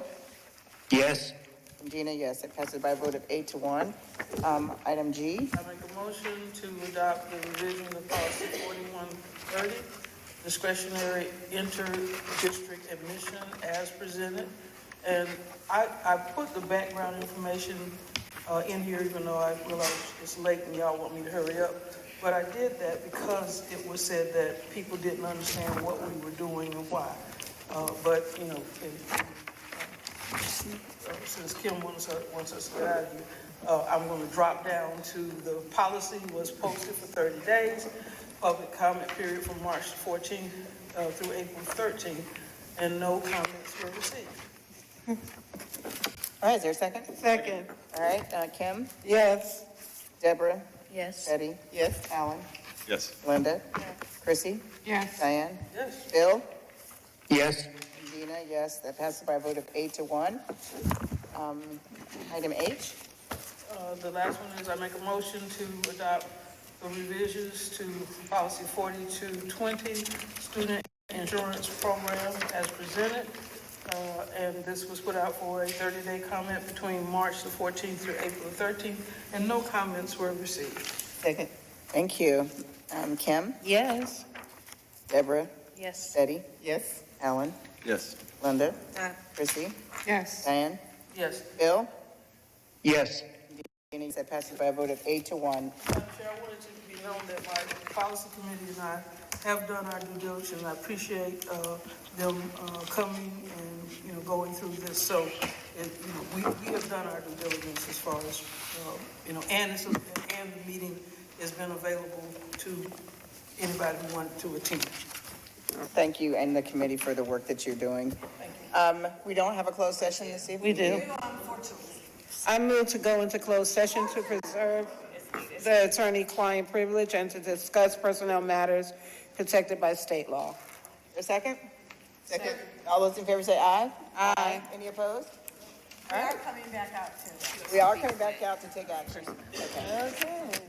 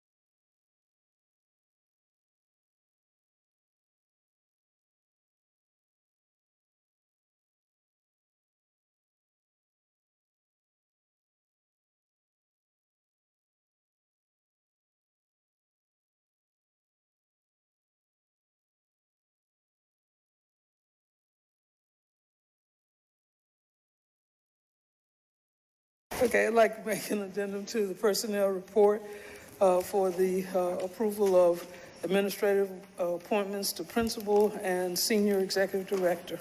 Is there a second? Second. All those in favor say aye. Aye. Any opposed? Bill, you still there? All right. Dr. Oakley? Yes, it's my pleasure to congratulate John Carlos Miller, who will serve as Senior Executive Director of Student Assignment, and the following assistant principals who will be moving into principal roles. Daryl Baker as principal of Andrews High, Shanta Buchanan, principal Archer Elementary, Kim Leedy, principal Irving Park Elementary, Shannon Baca, principal McLeansville Elementary, Nicole Weeks, principal Northern Elementary, Yvonne Eason, principal Sedalia Elementary, and Whitney Sluter, principal at Weaver Academy. Thank you. We are now at board comments, and I will start with you, Ms. Bellamy Small. Okay, I'll be very quick tonight. First of all, I want to congratulate Dr. Oakley on her presentation on last Tuesday, and I hope she will remember this: a leader who dares to lead will get others to follow. I also want to congratulate Lily Almond Harris, who is the music specialist at Union Hill. She was selected as the WGHP Educator of the Week, the week that we were out for Easter holiday. And I also want to thank WGHP for recognizing educators in the community. I know that there are other GCS educators who've been recognized, but she's in my district, so I wanted to give her a thumbs up for what she's doing. Also, open enrollment for ACES has begun, so parents, if you want your child in our after-school ACES program, you don't need to wait until the last minute, because these positions are going to fill up. And, you know, we're the best game in town and the least expensive one. So please go ahead and take care of your business. This is the 69th year of the Brown versus Board of Education, Topeka, Kansas. And if we ever needed to pay attention to what that meant, I think we need to now, because there are too many things that are happening that are threatening our ability to provide a fair and equitable public education. And Brown versus Board of Education is too important for us to forget about it. And then last, I want to congratulate the class of 2023. We will be, at the Coliseum, probably for camp. Well, most of us will be camping out for about 2 weeks, but it's a good camping out. And I want to, ahead of time, thank all the staff, because we cannot graduate, Madam Superintendent, 55,000. 5,000 students, and do all the moving parts and have 2 graduations going on almost simultaneously, all that, if it wasn't for not all of that staff is going to be doing. And so we need to be patient with each other. I hope that parents will get there early enough to park. There is sufficient parking. Now, you might not be at the door, but there is sufficient parking, and it's free. So let's look forward to a really good graduation season, because this particular class, is this the first class to graduate since the... No, we had well, last they were, okay, but they had a big chunk of their time missed too, right, for 2023. So congratulations to everybody for us getting to this milestone. Thank you. Thank you. Chrissy? Thank you. So we had a absolutely fantastic young woman speak during public comments earlier. I hope I wrote her name down right, Nadia Nicholson, and she talked about school lunches and was just fantastic. And I just wanted to share a very brief story from my teaching experience. I taught about half a mile from the Washington, D.C. line for a long time, and fairly early, and I taught in a school that went K through 6. I was teaching 6th grade at the time, and this was pretty early in my career, and it was a Monday, and one of my students, who was a known behavior problem student, came in late to school, and he came into my classroom and immediately lost his mind with seemingly no provocation, ripping bulletin boards off, flipping desks. I mean, you name it, he did it. And so once we got him settled down, I discovered the root of what his issue was. And his issue was that he had been late to school on a Monday, which meant that he had missed breakfast, and he literally hadn't eaten since he left school on Friday when he got lunch. And that was very early in my teaching career, and it left just such a feeling on my heart to really look at some of these kids and see exactly where they were coming from. And, you know, it's basic developmental psychology, Maslow's hierarchy of needs. You have to have your basic needs met in order to be successful. And that means we need our kids to feel safe at school. We talked about that this evening. And you need to not be hungry when you're at school. And the meals that we're offering our students, I understand, of course, we have to pay for food. I get that. But at the same time, kids who have high lunch balances or don't have money, the meals that we're providing them don't have protein, as Nadia very eloquently stated for us. And they're not giving the kids the nutrition that they need to be able to be successful in the classroom. So I hope that as we move into the next school year, that's something that we're going to be able to look into possibly and maybe make some changes so that we are helping our kids have their nutrition needs met, which will help them be more successful in school. Also, very quickly, happy Teacher Appreciation Day, week, month. Happy Employee Appreciation Day, week, month. All of you are very valued and appreciated. We've gotten tons and tons of emails. We had great turnout tonight for the meeting. We've pushed a very ambitious budget over to the county commissioners. Hopefully you know that we appreciate you and support you and are trying to get the funding that is needed to help keep you around here, because we can't do it without you. So thank you. Thank you. Alan? It's good to be in High Point, my first meeting on the Board of Ed here in High Point. I'm so glad we do this. I would like to say a special word of thanks to High Point's own City Council person, Cyril Jefferson, who saw me driving around looking for parking and helped me out tonight. So thanks to my friend, Councilmember Jefferson. I'd like to do my monthly shout out. Has been a recent habit to DOPE, Dads Organizing for Public Education, who are now present at Smith, Dudley, and Andrews High Schools. We shared together in a pep rally at Peeler over the last month. It's been great to see that become even more embraced. We now have t-shirts and a lot of enthusiasm. There was presence here tonight at the meeting. So grateful to all who are leading the way in that. And then finally would say how good it is to be here on amidst this Employee Appreciation Month and to be part of it becoming Employee Compensation Month here tonight. I am proud to serve on a board that can come together to do important things and to do the most good for the most people. We did something unanimously tonight, and I think we should be very proud that is an act that acknowledges the importance and the vital work of our staff. I want to say I appreciate the way that Dr. Oakley's own leadership and budget has declared that priority, as well as our staff, and set the course for us to be even further ambitious tonight. And I would like to also say that I believe our commissioners on the whole, they want this too. Many of them are among my models for this work of governance and educational advocacy. I've heard and experienced already of the strong cooperation that exists between our commissioners, our Board of Commissioners, and our Board of Ed.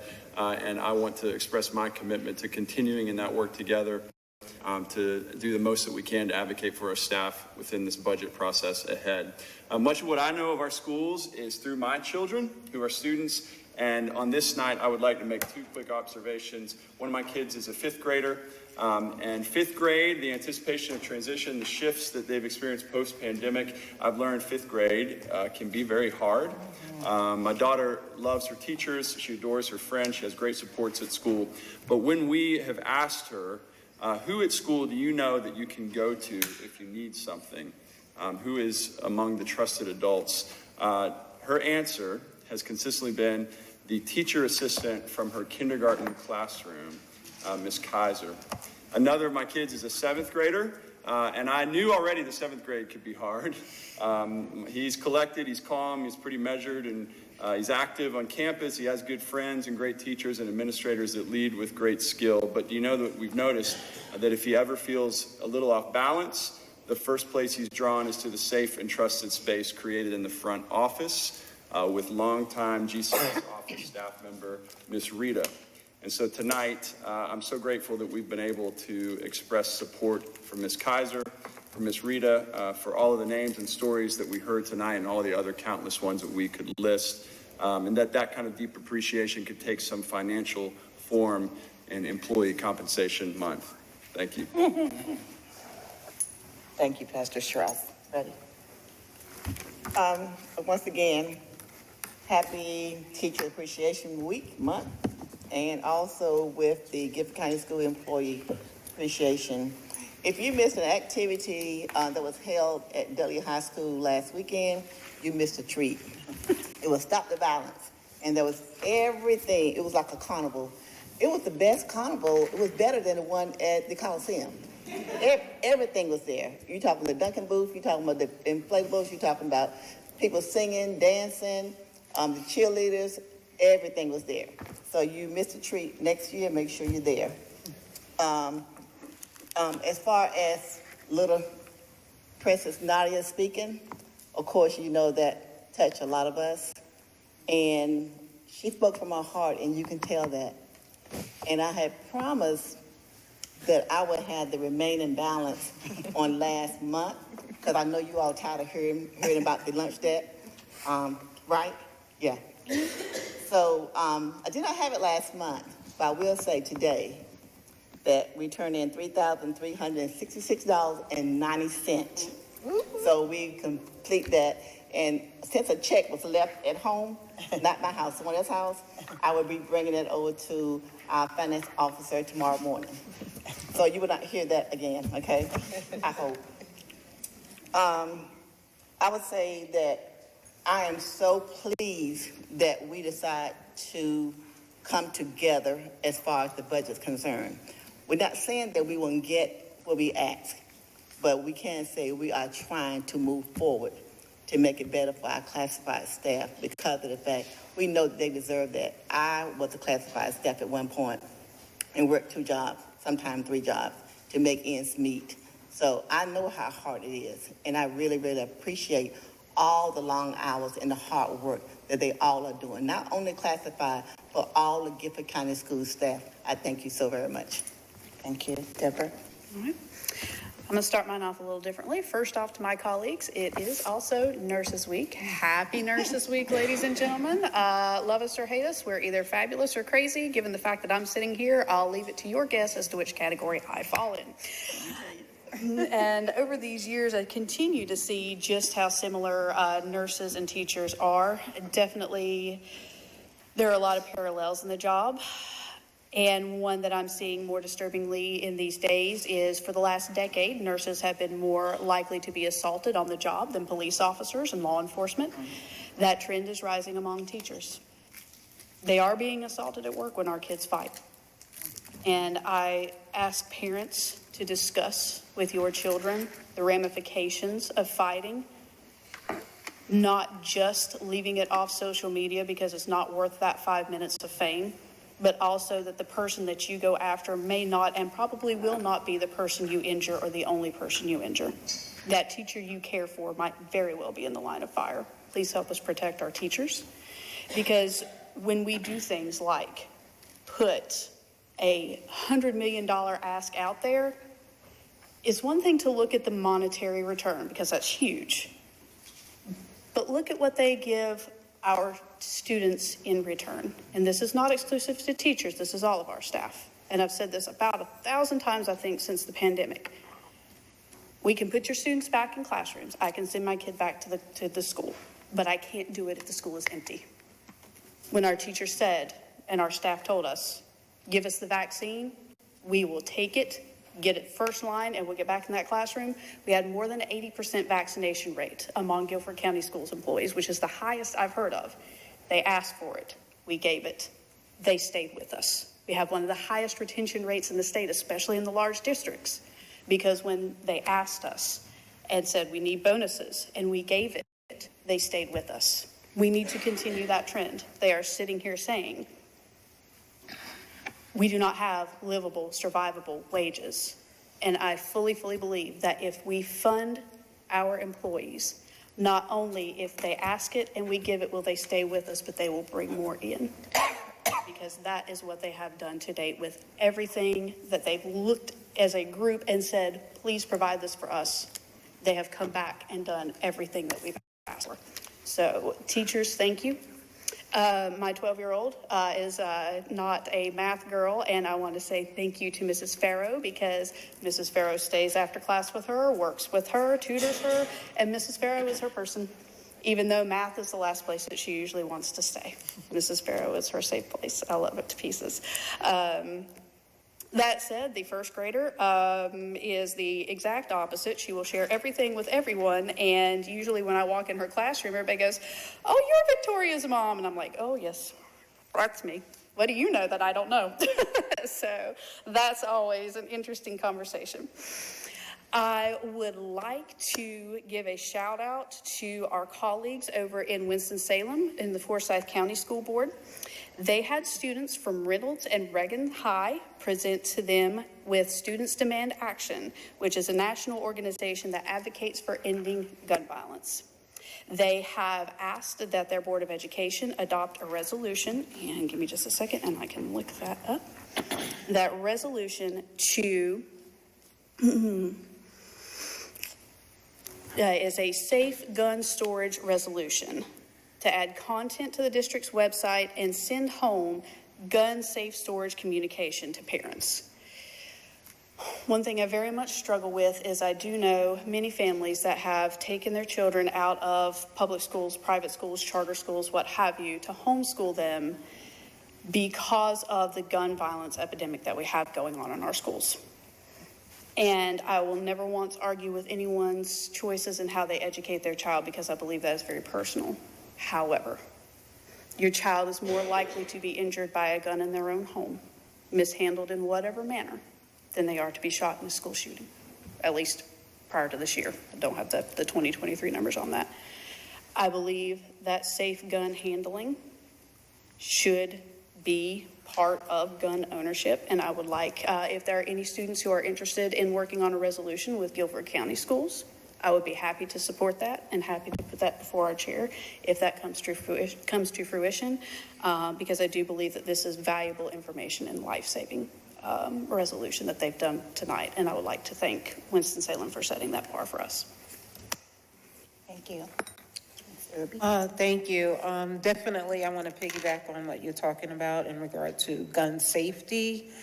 I think we've had such a rise in the BB guns and things of that nature coming to school, and thank you to the staff who has been, phenomenal at, securing those items and making sure that no student is hurt.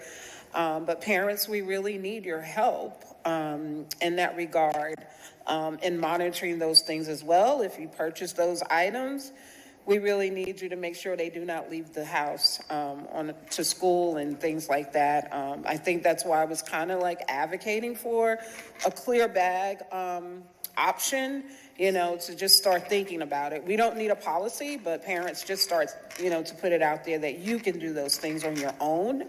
And again, with suspensions, we continue to see the use of cameras by students, and I'm letting you know, principals, it really annoys me to go to a suspension hearing and I am asked to look at a video that was captured by another student, and to know that that student, you did not get permission from that parent to use that child's phone or anything that's on their phone. So we need to fix that because that's very disturbing. Students, hopefully you'll stop recording your friends and your peers when they're in distress in that way. But I think we have to do our part in making sure that we're not using those materials as well, just so that you can, remove a student out of your school. Thank you, Betty, for, advocating for the lunch debt. Congratulations on that. Also, I want to shout out Mr. Jordan Lee, who heads up our Notes for Notes program, that he had a phenomenal ACE University kickoff with the arts and performances. We have some really talented people in Guilford County and educators that are just, you know, just doing great things. So shout out to him on that regard. And the budget request is a big request. And we should go big or go home. You know, that's what we have to do. Our children are worth it. The staff are worth it here in Guilford County. We have great people, and we need to make sure that we're supporting them. I love the idea of the city councils having, you know, an opportunity in Guilford County to also support schools. I know we have High Point, we have Greensboro, we have Jamestown, we have Colfax, Gibsonville, McLeansville. That's if they all get together, you know, that would be a great opportunity, I think, to support, you know, our public schools as well. And my heart continues to go out to those families today that, you know, lost 3 children. I still struggle. You know, I feel like, I don't know, board. I just feel like sometimes we're asking people to revisit, you know, hurt and grief when we ask them to come to the board meetings. It really bothered me today from that family, just thinking about it, because that was 3 children, and you know, that really bothered me today. So it's just something for us to consider. If there's I don't know, I shouldn't be maybe that selfish, but it did bother me today in that regard. So thank you. Thank you. Bill? Hello, everyone. First off, thank you for letting me phone in and being a part. You know, as we were going through the budget and asking for $100 million,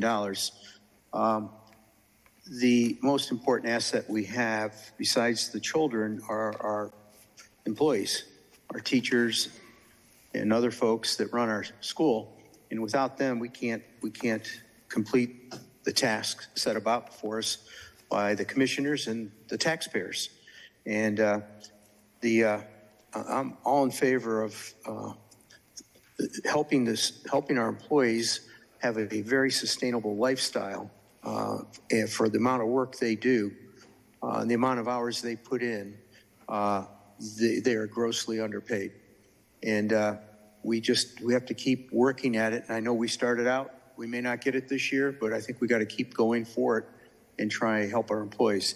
The second thing is I'm excited about attending all the graduations and celebrating the class of 2023. Great accomplishments considering they had to go through a pandemic that hasn't happened for over 100 years. So they are some pretty significant challenges that they had, and they become really, really strong individuals going through this. And that's the end of my comments. Thank you. And fortunately for everyone, I've forgotten what I have done between the last meeting and this one, with the exception, Diane, she's looking at me, with the Native American Indian Education Town Hall that she and I and Kim and Bill attended. Thanks to Stephen Bell and the parents and some of our Native American faculty and staff. It was a wonderful presentation, learned a lot, ways to support our children. North Carolina is home to the largest number of Native American Indians east of the Mississippi. And so certainly want to make sure that we're providing support and services to all of our students. This is also Asian American Pacific Islander Heritage Month, and North Carolina is home to a very diverse population of people who would be classified under that category, but are far more diverse than the title allows. So other than that, I have forgotten everything else. Move to adjourn. There's a motion to adjourn. Is there a second? Second. All those in favor say aye. Aye. Any opposed? All right. Thank you so much, everyone. Happy employees.